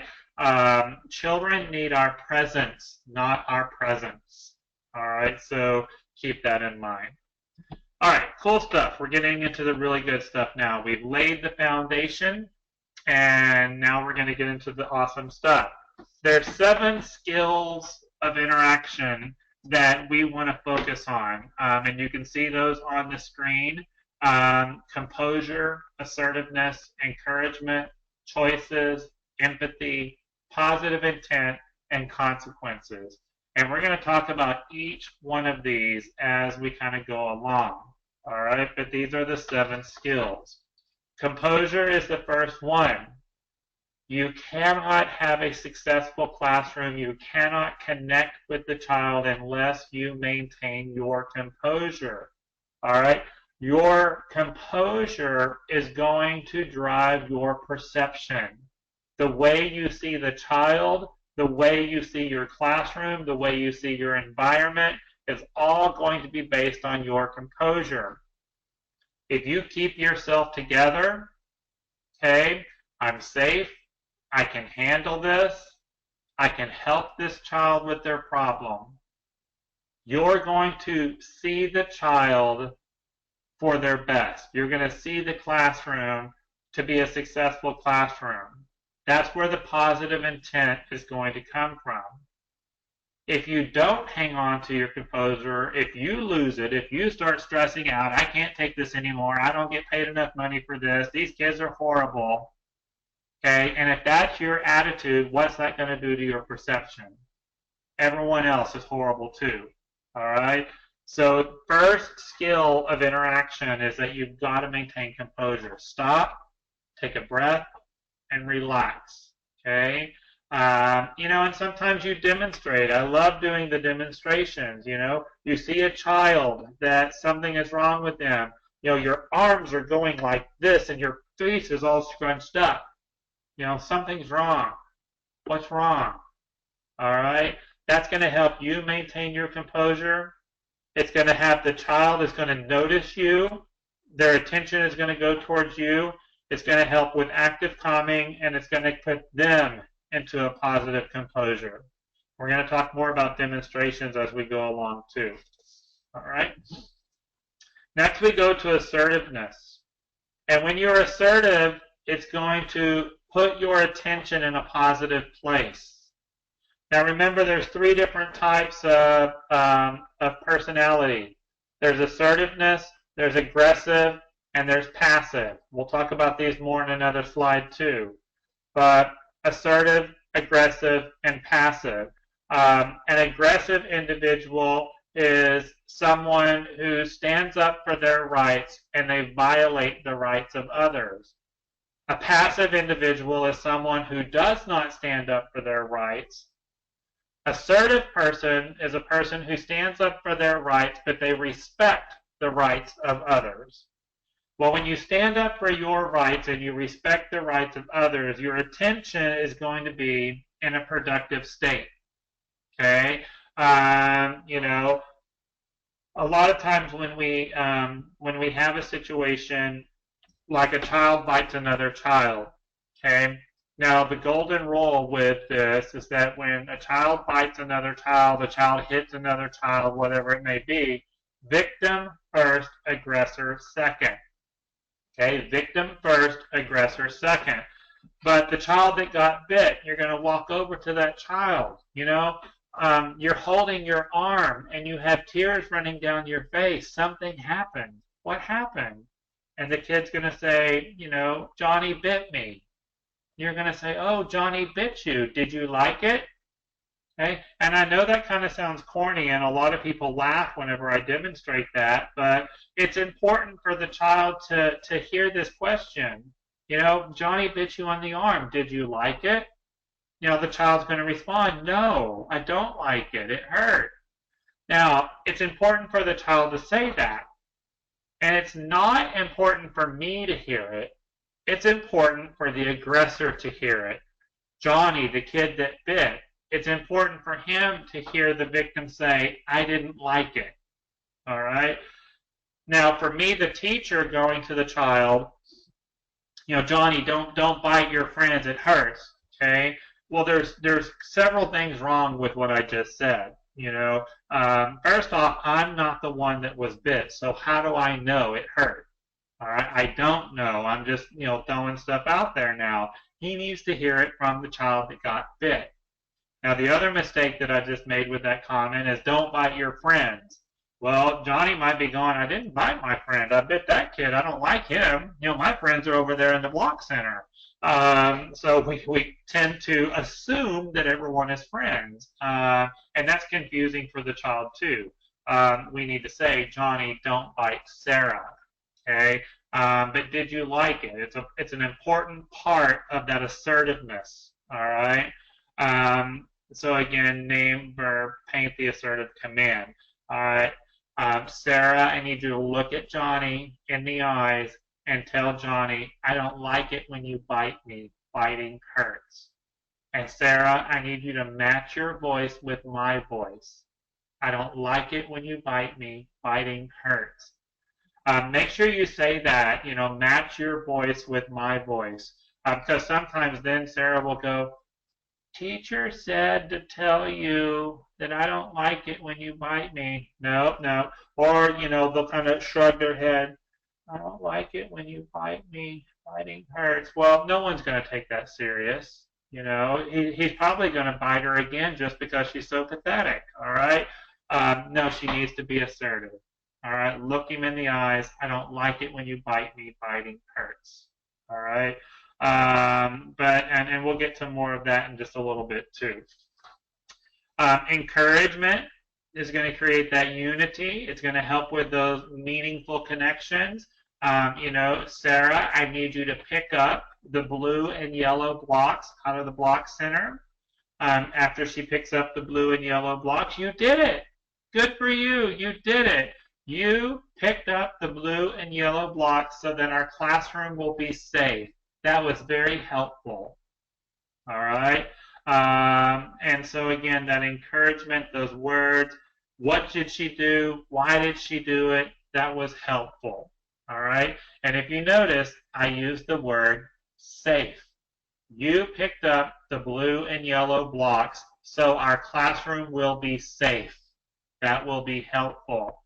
You want to include that in all of your communication and your connections with the children. All right? Children need to hear it 17 to 20 times a day that their classroom is safe. All right? So you're going to do it with all of your different conversations. You know, you want to give choices. You know, sometimes children don't want to pick up the blue and yellow blocks. All right? Sarah, you have a choice. You may pick up the blue and yellow blocks, or you can go hang up the clothes in the home center. Which is better for you? All right. Now she's going to have to do something to help the classroom, either pick up the blue or yellow blocks or hang up the clothes in the home center. But which is better for you? All right. Again, free choice, free will choices. Then we get into the empathy part. All right. And this is going to help with acceptance. I've done this a couple of times during the webinar today. Your face is going like this. Your arms are like that. You've got tears coming down. All right? And you as the teacher, you're going to demonstrate whatever the child is going through right now. You know, your arms or your feet are stomping, and you're going to demonstrate that. You seem upset. You seem sad. All right? You seem angry. All right? And again, you're going to acknowledge those feelings and tell them it's okay. It's okay for you to have these feelings. You were wanting the toy and you were hoping that Johnny would give it to you. That must be very upsetting for you. All right? And don't discount a child's feelings. You know, we do this quite often in the classroom where a child expresses themselves and then we tell them not to. You know, we're always telling children, express yourself, you know, it's a big part of cognitive development and everything. But then when they do express themselves, that we tell them to stop or they're wrong or something's wrong. You know, I had a kid throwing a tantrum one day, and I noticed that the teacher and the director was having a difficult time handling it, so I went to the little boy and I just got down at his eye level and I made eye contact with him and I said, you're very angry right now. I said, and it's okay for you to be angry. And both the teacher and the director looked at me and went, no, it's not. It is not okay for him to be angry. It is not okay for him to act like this. And I'm like, well, no. All I did was acknowledge that he's angry and that it's okay for him to be angry. Now, we'll get to the behavior in a minute. Okay, once he gets out of his survival state and back to his executive state, then we can talk about the behavior and the actions. But right now, we need to acknowledge that he's angry. And it's okay for him to be angry. It's okay for you to be angry. It's okay for me to be angry. All right? So we constantly tell them to express themselves, but then we tell them there's something wrong with it, you know? Or the 2-year-old that when mom drops off, you know, and then mom leaves, and the 2-year-old is screaming and crying at the door, you know, and the teacher is sitting over here on this side of the room. You know, calm down, it's okay, you're fine, get over here, stop crying, you're okay. Well, obviously, she's not okay. You know, she's kicking and screaming and crying with her arms up in the air. You need to get up, go over to that child. They need to know that they're safe. They need to know that they're nurtured, and that you're here for them, and they need to know that mom will come back. You know, you're very upset because mom has left. You know, your arms are up in the air and your feet are stomping. You seem very upset. You know, you're sad that mommy went to work. Well, I'm here. You're safe. You know, we're going to have a fun day in the classroom, and mom will be back at 5 o'clock. You know, but you need to acknowledge that. That's empathy. That's going to help with acceptance. Positive intent is the next key characteristic of interactions. Positive intent is going to lead to love. All right. Now, again, you wanted the toy. Okay. Now, you may not push the other child down. When you want the toy, you may say, may I please play with the toy? Or you can go to the Learning Center and get a toy of your own. Now, let's do it now for practice. That last part is what we normally forget. We're really good at coaching children on what to say and what to do, but how many times do you actually practice it? You know, once you go into a situation with positive intent and you're there to coach and mentor the child, they've got to practice it. Okay, now let's practice that. Practice saying, may I please play with the toy? Practice going over to the Learning Center and getting a toy of your own instead of the one that you know Billy is playing with. So practice that for me. Remember, in order for a child to learn a new skill, they have to practice it 2,000 times in context. All right? 2,000 times in context for them to learn that new skill. Then we get to the consequences, and if you notice, this was at the very bottom of the list. You know, a lot of times people are wanting me immediately go to the consequence, go to the consequence. This is the last thing right here. All right, the consequence is going to lead to intention. We asked, you know, did you like it? All right, that's going to help again with that empathy. It's going to help with the understanding. How many of y'all have had tattlers in your classroom? Are you telling me this to be helpful or hurtful? All right. You have a choice. You can choose to, you can choose to pick up the blocks, or you can hang up the clothes in the block center. Tell me what's going to happen again if you do this, or I can see by your actions you're choosing to not pick up the blocks. So we're going to go do the home center stuff right there. Now, when we get to consequences, you know, there are 3 different types of consequences that you need to be aware of. There's logical consequences, there's problem solving, and then there's natural consequences.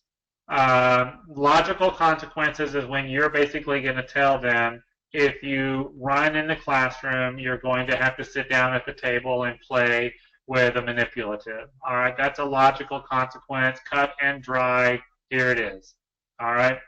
Problem-solving consequence is where you're going to empower the child to come up with the solution, how they're going to handle it, how they're going to make it better, how they're going to learn from the situation.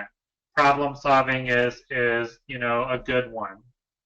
Natural consequences is the most powerful consequence out there.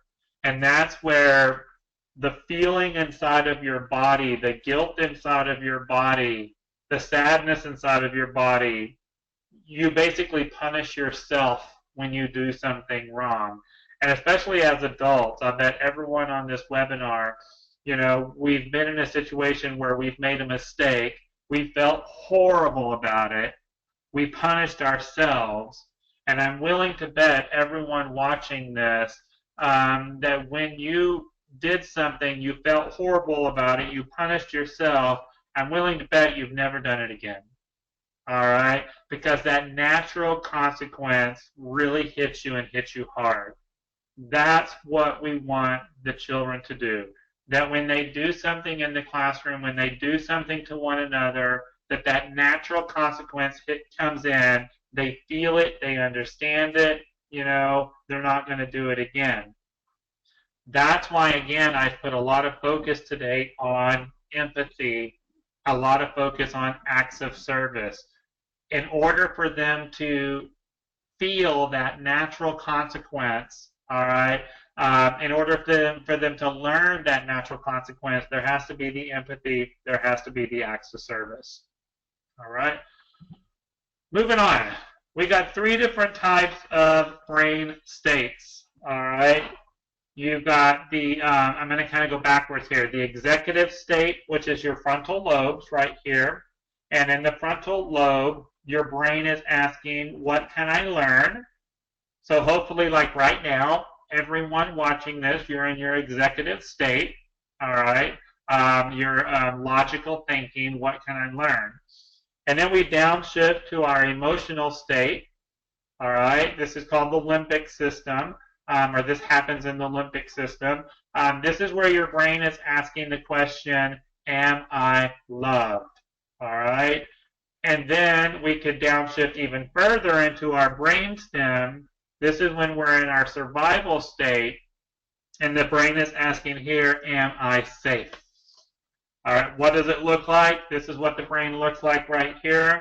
Again, you've got your frontal lobes, all right? You've got your emotional state and your limbic, and then you've got your brain stem right here.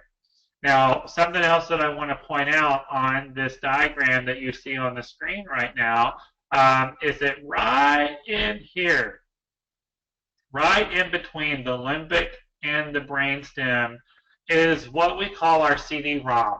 All right? And this is where all of the experiences that you have gone through in your life, from the moment you were born until right now, every experience that you have gone through in your life is stored right here in your CD-ROM.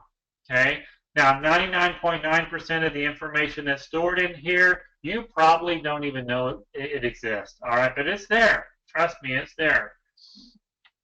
But that's why when we're in our executive state and someone makes us angry, someone makes us upset, we get emotionally hijacked, we're going to downshift. And first we're going to downshift into our emotional state.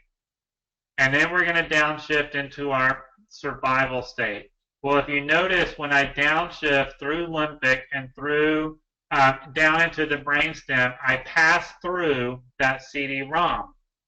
So that's why all behavior, all reactions and responses are based on our experiences.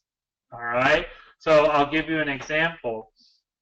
How many of y'all growing up, when you were a kid, your mom or your dad or your grandparents or whoever raised you probably said or did something, and you probably said as a child, when I grow up and become a parent myself, I will never say or do blah, blah, blah like my parents did. I bet we've all done that, right? But now that you're a parent, okay, and your kids get you angry, they get you frustrated, you get stressed out, you downshift from executive down to brainstem, you pass through that CD-ROM, and that's when you turn around and you start screaming, if you don't stop it, I'm going to pull this car over and I'm going to make you walk the rest of the way home. I'll give you something to cry about. And as soon as you say that, you're like, oh my gosh, I swore to myself I would never say that, Well, that's what happens. You were in your executive state, you got angry, you downshifted straight through that CD-ROM, and boom, out comes your mother. All right? But that's what happens. So same thing with kids in the classroom. Their behavior is based on their experiences, because when they downshift through that CD-ROM. I tell the story a lot of times about 20 years ago, my very first management job that I had in childcare. I had this little 4-year-old girl, sweet little thing, but she had some aggression. One day she was, throwing all the chairs, hitting the teacher, throwing blocks at the kids, just having a major meltdown. This happened quite often with her. I went back to the classroom, I leaned down, I looked her in the eyes, I said, hey, it really hurts when you hit other individuals, and she looked right at me and went, bam, and punched me right in the face, my first response is I wanted to, strangle her little neck, but I didn't, because I wasn't ready to go to jail, but I had to take a step back, I had to do some active calming, I had to calm down. But the interesting thing is, when she punched me in the face, this little 4-year-old girl was ready to throw down. She had her fist up and she was ready to fight me. And I look back at that situation now, and I've done a lot of reflecting on this particular situation. But I look back and I think, at 4 years of age, what type of experiences has this child been through that the only thing she knew how to do was fight? The only thing she knew was to survive. I'm going to do whatever it takes to survive. That's powerful to again see the world from the child's point of view, see where she's coming from. Well, you think about that, and I know many of y'all have had that same experience or a similar experience with a child. Now, is there anything we can do about past experiences? No. There's absolutely nothing you can do about past experiences. What's in the past is in the past. What's in that CD-ROM, it's there, and it's going to stay there for the rest of their life. Now, what can we do? We can add more meaningful more powerful experiences, more positive experiences to that child's CD-ROM, to that adult's CD-ROM. This is applicable for adults too. So that hopefully in the future, when they do downshift, all right, they get emotionally hijacked, they downshift into their survival state. Hopefully when they go through that CD-ROM, they're going to pick up meaningful experiences, they're going to pick up positive experiences, and they're going to respond to the situation instead of reacting to the situation. That's what we want right there, all right? Let's go ahead and talk about the different states of the brain and how we lend and how we help this particular child. When a child is in their survival state, the tools that are needed by the caregiver, we need to notice the child, we need to accept the child, recognize their emotions. We want to teach this child to be assertive and not aggressive. Any child that is in their survival state, they need routines and structure. Routines and structure. We could say this over and over and over again, especially if you have a child that it appears that they live in their survival state. I know it seems that way. It's really not the truth, but they spend a lot of time in their survival state. That child needs routines, structure, love. Routine, structure, love. Connect, connect, connect. All right? You're going to demonstrate composure. Remember, you're a huge role model in their life. And even though they're screaming at you, I hate you, I hate you, I hope you get hit by a car, you know, I hope you get fired. Even though they're screaming these things at you, they're still watching you. And they're learning from how you respond to those very aggressive comments that they're throwing out there. All right? This child needs to know that they are safe. They need a safe place to go to so that they can calm themselves down, they can gain their composure. Now, this is a conscious discipline approach to dealing with this situation, which is fantastic. If you have not ever been to consciousdiscipline.com, you need to visit that website. It's pretty awesome. You can Google Safe Place, you can Pinterest Safe Place, and you find all kinds of good stuff. I've got a couple of examples of a safe place in here. This is just a really easy one, a beanbag, a rug, a couple of pictures of active calming. I pulled this off of the internet. Next, we have a really fancy and expensive one. If you've got the money, this is a really nice one, again, with a beanbag with a heart. It's got feeling buddies. I am sad, I am happy, I'm aggressive, I'm angry. You know, all of the different feelings that the child can go to safe place, grab whatever feeling buddy is applicable. It helps them with active calming. It's also got the I am calm, I am safe, I feel, the poster in there. All of this stuff can be ordered on consciousdiscipline.com. Again, great website. This is another really simple one that's just made with butcher paper. Kind of looks like a circus tent, but it's a good place for the kids to go to. Just another example. Now, if you put a safe place in your classroom, and I've heard them call, you know, many, many different names, whatever you want to call it is fine.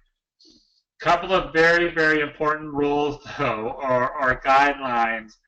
The child gets to choose to go to safe place. Safe place is not an area of the classroom that you send them to. If I'm sending you to this area, what does it become? It becomes timeout. And that is the opposite of what we're trying to get the child to feel. Safe place needs to be an area of the classroom that the child can choose to go to so that they can calm down. Now, you can suggest that they go to safe place, but you don't send them to it. You don't make it a requirement. Otherwise, like I said, it's going to have the negative or opposite effect. All right, on our emotional state, you know, this is a kid. Nobody loves me. I'm so sad. Why are you being mean to me? She hurt me. You know, yes, they're whiny. They're cryy. They're, you know, the drama queens of the classroom. But again, very common for us. the tools that we need to help these children. These kids need rituals. Now, what's the difference between a ritual and a routine? A routine is going to be something that you do every single day in your classroom to create structure. All right? A ritual is something that you do that is involving love. All right, loving rituals, rituals that you do at home, rituals that you do at school, that is going to give the sense of security, that's going to give the sense of love, that's going to give the sense of importance, you know, whether it's birthday celebrations, holiday celebrations, the wishing well is a great ritual that you do every morning, that you wish each other well. You know, when a child is absent from class, and whenever you do your morning circle time, you know, everyone, you sit down in circle time, and you move everybody into the classroom. You use like a pie pan and put a heart in the middle of it, and all the kids' names are on a magnet. And then you say, okay, well, Johnny is here today, and you move his name into the heart. Sarah is here today, you move her name into the heart. You know, Billy's here today, you move his name into the heart. And then you get to the kids that are absent. Well, look at that. Beth is not here today. Everyone, where do you think Beth is at today? Do you think Beth is sick? Do you think Beth stayed home with mom or dad? Do you think Beth is visiting grandma? I wonder where Beth is at. And then you say, well, let's go ahead and wish well. You know, wherever Beth is at, if she's homesick or if she's out with grandma, let's everybody send positive thoughts to Beth, and we hope that she gets better, and we'll see her tomorrow. And all the kids send well wishes to this absent child. Now, tomorrow, when Beth comes in, what's going to happen? You know, all of the children are going to come running up to her. Beth, where were you yesterday? Were you sick? Are you feeling better? Did you stay home with grandma? What did you do?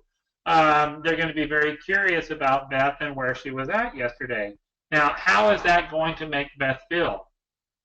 That's going to make Beth feel very important. She was missed. She was loved. All right, the kids were concerned about her. That's going to make her feel so amazing. All right. But it's great, and you know, all the kids are going to learn that, and that's a big lesson in empathy right there. You know, sometimes kids are absent from our classroom and we don't even realize it. You know, the kid comes in and they're like, teacher, did you miss me yesterday? And you're like, what do you mean? Well, I wasn't here. You weren't? Are you sure? You know, we want to focus on that. That's a ritual. That's a loving ritual right there. You know, kids that go to their emotional state, they need a lot of encouragement. They need a lot of self-morale boosting techniques, self-esteem boosting techniques. Emotional children need jobs. They need to feel worthy. Hey, why don't you take the paper plates and put them down for lunch? Why don't you hold the door open while we go outside? You know, why don't you pass each child a paper towel so that they can wash their hands and dry them? These kids need to know that they are important, all right? This is going to help with their empathy. They do need choices. Choices are going to help them feel powerful. But a lot of times when children are emotional, they don't feel powerful, so we want them to feel powerful.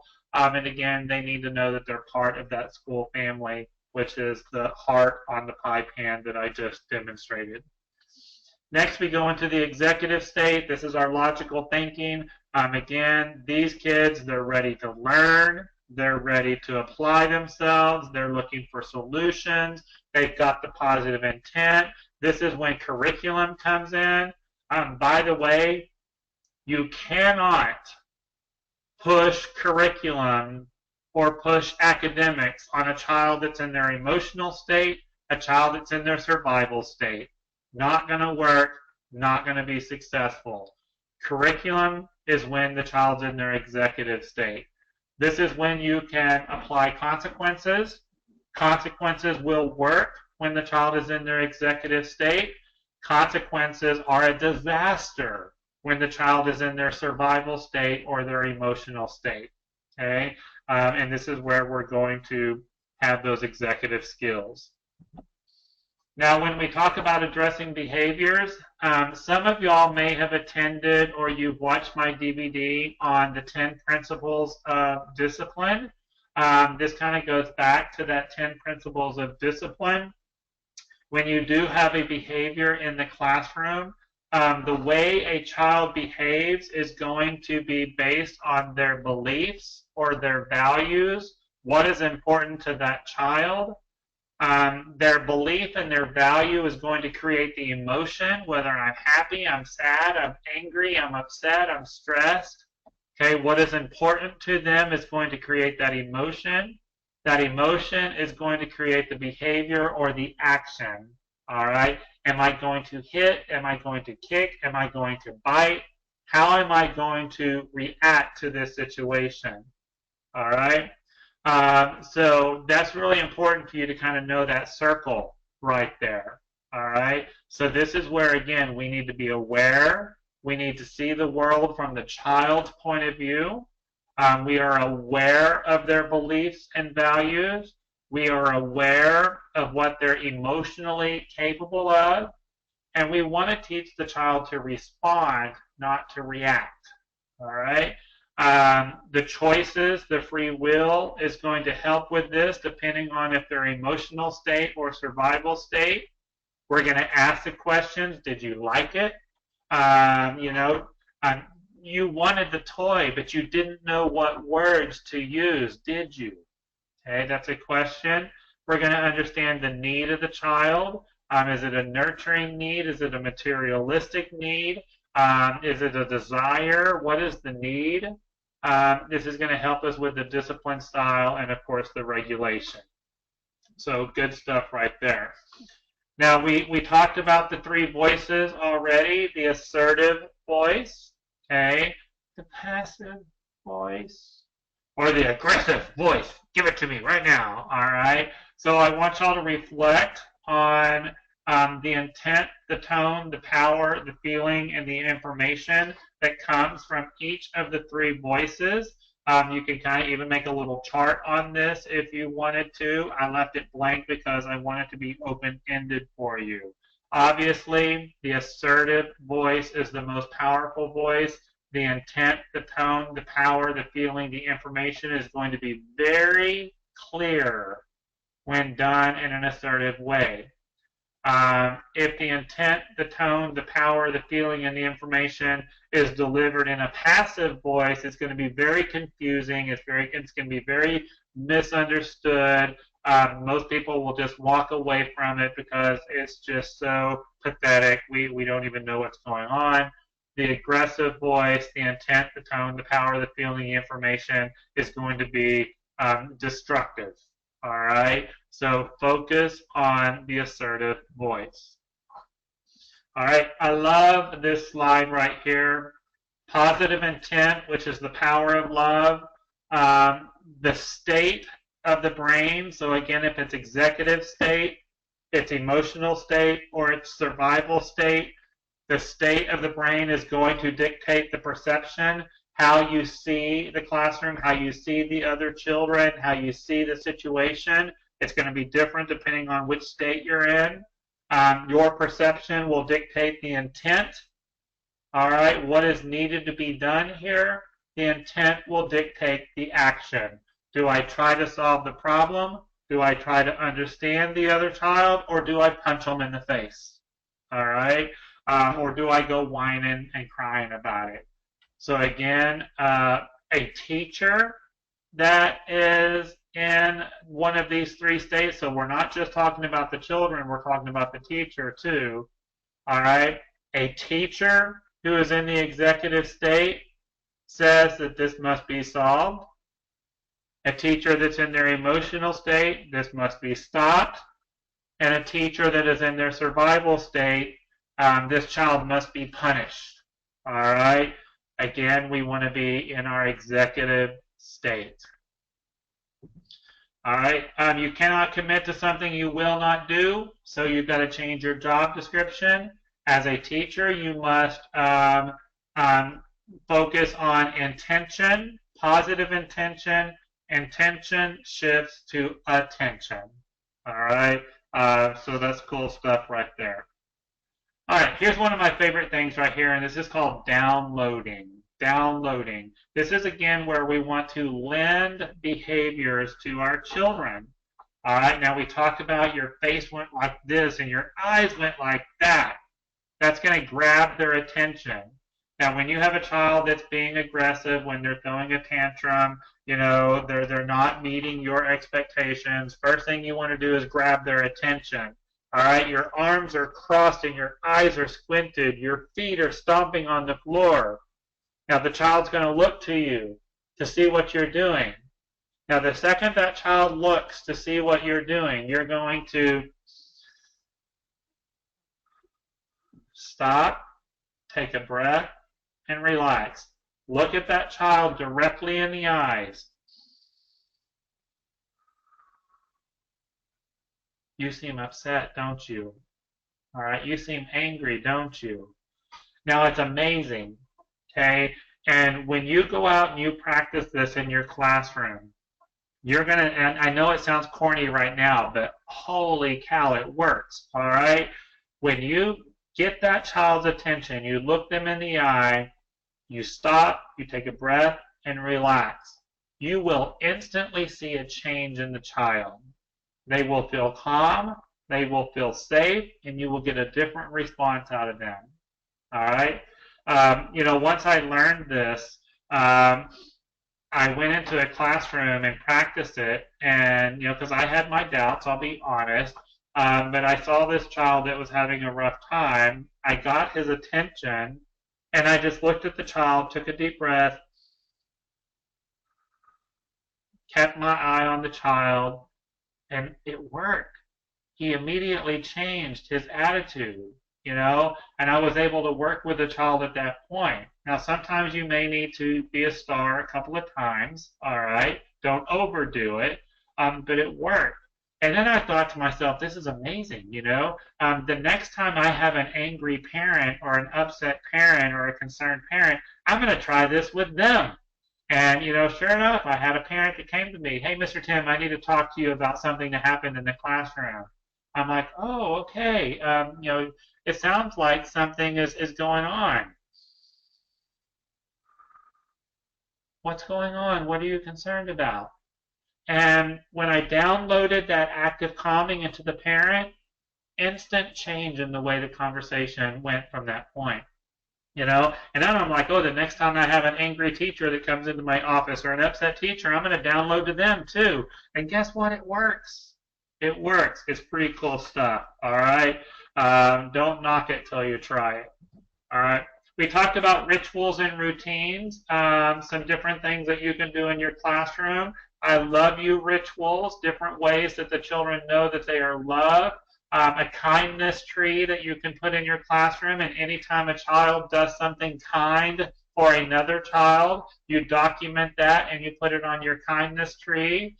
When a child does something that's helpful in the classroom, document that, put it on a board, give them different jobs that they do, and of course bring pictures of friends and family and share it in the classroom. These are all awesome items right here. I got in here some pictures of some ritual and routine books. Remember, looking at a picture activates a different part of the brain. It takes the stress off of listening to words and understanding words. So in our early childhood environment, real life pictures are very, very effective, especially when lending behaviors. Make these books in your classroom. They're super easy. Take pictures, narrate them, laminate them, bind them together, whatever works best for you. But they're very, very helpful. You can see right here, this one. You did it. You sat with your hands in your lap and your legs crossed to keep your body safe. That was helpful. And of course, you just take pictures of the kids, you know, sitting there with their legs crossed and their hands in their lap. They love looking at this stuff. It's awesome. Right here, now it is time to find a center and play quietly by yourself or with a friend. And you've got pictures of the kids doing those items. It's just going to help them with their routines and rituals as well. This is just kind of a picture of the front of one of the books. I thought it was cute. Right here, you shared a marker with a friend. That was very helpful. Again, pictures of them being helpful to one another. This is going to help with the empathy. All right. Oh, there's lots of space to play on our playground. You can play around the jungle gym, or you can play next to the barn. All right. Now remember, I'm telling the children here where they can play, not where they can't play. They need to be told where they can play. All right. So that's kind of some stuff on rituals and routines. Good stuff right there. All right. Remember who's in charge of your thoughts, your feelings, and your actions? You are. Nobody can make you angry. Nobody can make you stressed. Nobody can make you upset without your permission. You are in charge. Don't give that power away. Sometimes we hear teachers say things to kids like, you know, look what you're making me do. Look how you're making me act. You're making me so sad. When you say those type of things, you're putting the child in charge of your feelings, you know, and especially if you're in a 2-year-old classroom and the 2-year-old classroom is like, oh, I made her angry, I made her sad. Oh, that's pretty cool. Let's see what else I can make her do. You know, so you have got to stay in charge. Stop being a Q-tip, all right? Q-tip, quit taking it personal, all right? You got to make sure that you hook into your power. You got to make sure that children hook into their powers. This is going to give them the skills they need. All right. Now, children need to know what safety looks like, what it feels like, what it sounds like. And remember, I told you earlier today, children need to be told that they're in a safe environment 17 to 20 times a day. All right, what it looks like, what it feels like, what it sounds like. One of the things that I want y'all to do is that you want to coach your children that several times a day you're going to say, children, I am here to keep you safe. My job is to keep you safe. And then coach your children to respond. Anytime you say that, they respond by saying, my job is to help you keep us safe. All right? So teacher says, my job is to keep you safe. The children respond and they say, my job is to help you keep us safe. All right? That's what you want to do there. All right? Being incoherent, it impedes frustration. So when your brain is all messed up here, you're going to be frustrated. You got to be mentally present. You got to be mentally focused. This is going to help you facilitate appreciation. All right. Your heart changes your brain. Okay, we all know that. When we're madly in love, we just do all these crazy things for one another. When you hate someone, you just have all these negative thoughts in your brain. You know, your heart changes your brain. Put your attention on your heart. Now, this is very important. We've talked a lot today about positive intent, and you must see children different, all right? Children must be seen differently before they can act differently, all right? Now, it is 100% impossible to have positive intent unless you have unconditional love. So you cannot have positive intent unless you have unconditional love in your heart. So remember, we talked about do what you love and love what you do. Remember that it's all about you, but it's also about things that are bigger than you. You've got to have that unconditional love to have the positive intent. Just to recap right here, eye-to-eye contact is the window to the soul. All right? You want to make sure you focus on that. Now, I'm kind of going to a lot of recap stuff now because we're getting close to the end. Lending, we've talked a lot about lending in today's session. Children cannot meet the needs of other children until their own needs are met. This kind of goes back to our turning aggression into healthy self-esteem. We talked about that in this particular DVD if you are wanting to go back and look at that one. But again, children cannot meet the needs of other children until their own needs are met. Traditional consequences do not work unless the child has the skills needed. All right. So, you know, the timeout, the reflection, all of these old-fashioned styles of punishment and discipline, they don't work unless the child has the skills needed to do it. All right. If the child does not have that particular skill, then they're going to turn the situation into a game. They're going to try to get you to give away your power is what's going to happen. But this is what they do. All right. When adults lend to children, we're teaching the skills needed to learn. We're teaching the skills needed to control. And we're giving the children the words to understand.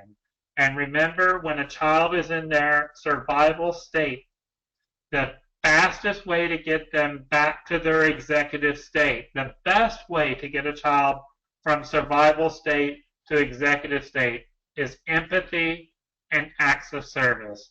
How can they understand one another? What can they do for one another? Okay, it's good stuff. Consequences is about the end feeling. It's not about the action. All right. You go over there and you sit up against the wall and miss your outside time. You go over there and you pick up all those toys that you threw. All right.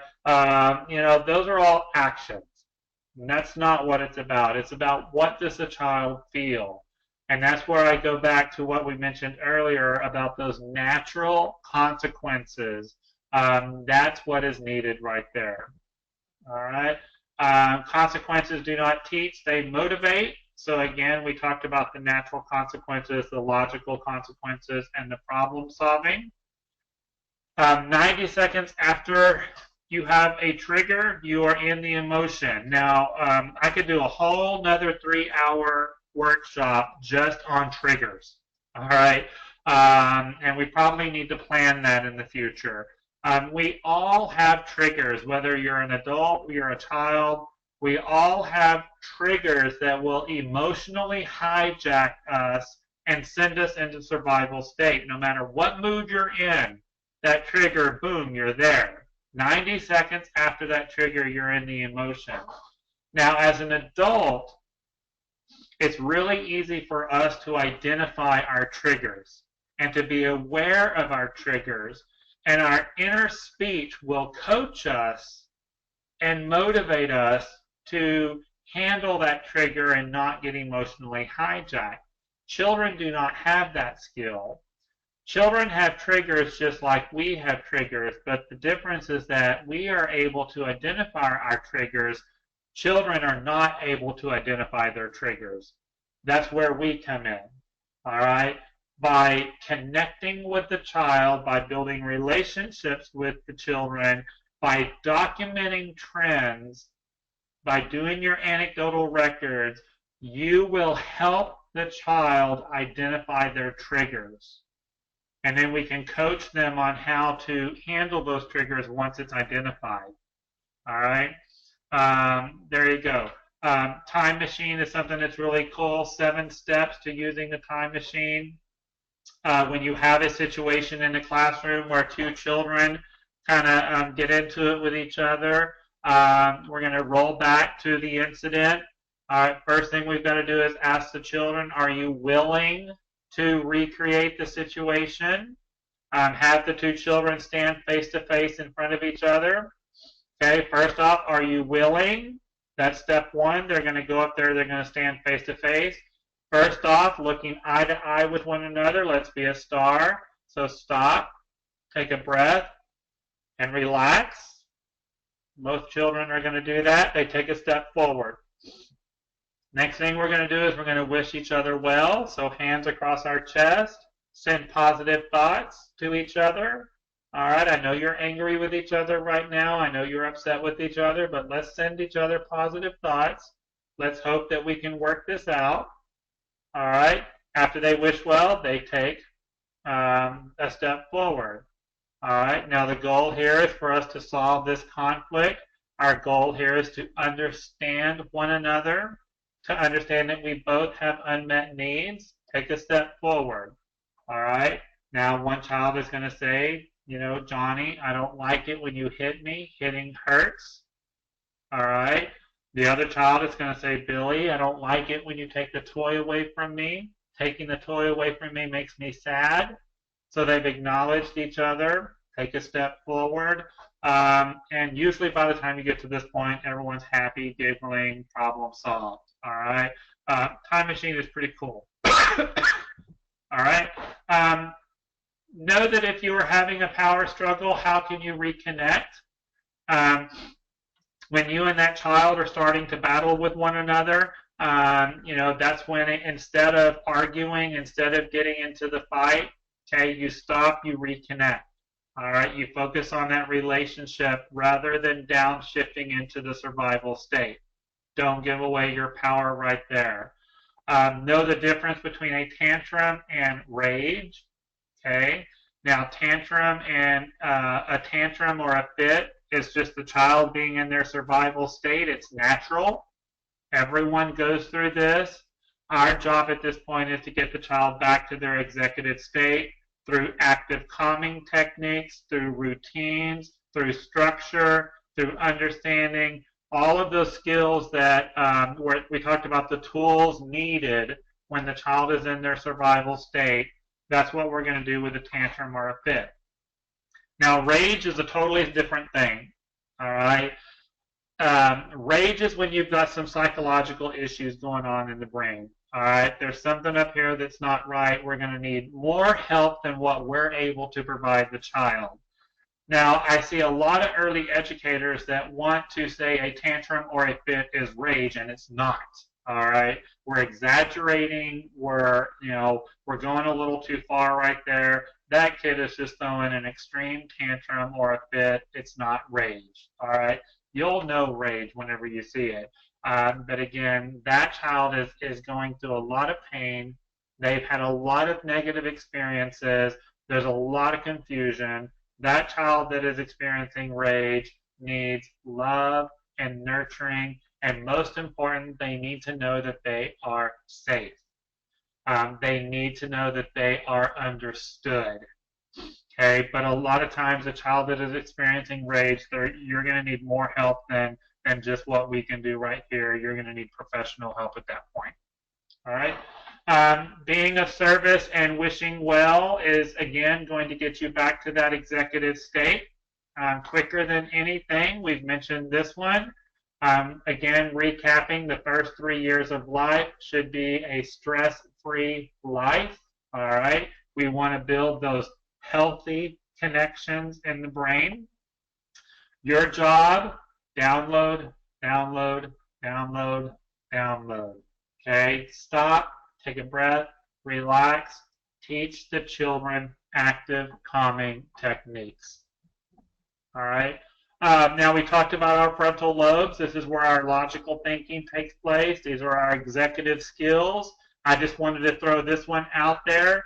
It takes 24 years for the frontal lobes to mature. All right.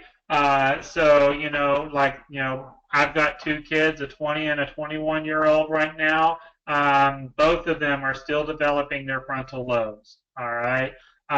It takes time. So, be aware of that.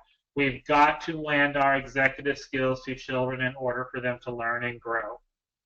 So, last thing right here. Are you ready to commit to everything that we talked about in today's webinar? All of these items that we talked about today, it's only going to work if the entire team is committed to the cause. Within our schools, we've made a school-wide commitment to these techniques so that we all lend to one another, not just the children, but one another as teammates, all right? Because we want to be a positive influence on the children in our school. So we're going to make this commitment to understand them for who they are, to not focus on the behaviors and the factors and all of these things. We want to be a positive influence on the child and see them for who they are. This is going to help make a positive influence on the parents and hopefully give them some of the skills they need to have a better connection with their child. And this, of course, is going to help be a positive influence on the community because your school is going to be seen as a positive place for the children, for the families, and it's a betterment for the community. So, in conclusion, right here, are you ready to make that commitment? It's pretty awesome stuff. Now, again, everything that we talked about today, there's no way that you can go to your classroom on Monday morning, start doing all this stuff, and immediately see success. Remember, you've got to do it over and over and over and over. Discipline is a process. It's not an outcome. All right? Working with your children is a process. It's something that takes place over a course of time. It's not something that changes overnight. So that's where the commitment is so important because you've got to stick with it. You've got to be consistent. All right, very cool. I'm going to open it up to questions right now. If any of y'all have any questions over any of the material that we've gone over today, I'll give you this opportunity to type in your question for me. Or if you need clarification over anything that we talked about today, go ahead and type that in. So does anyone have any questions or clarifications needed? Okay.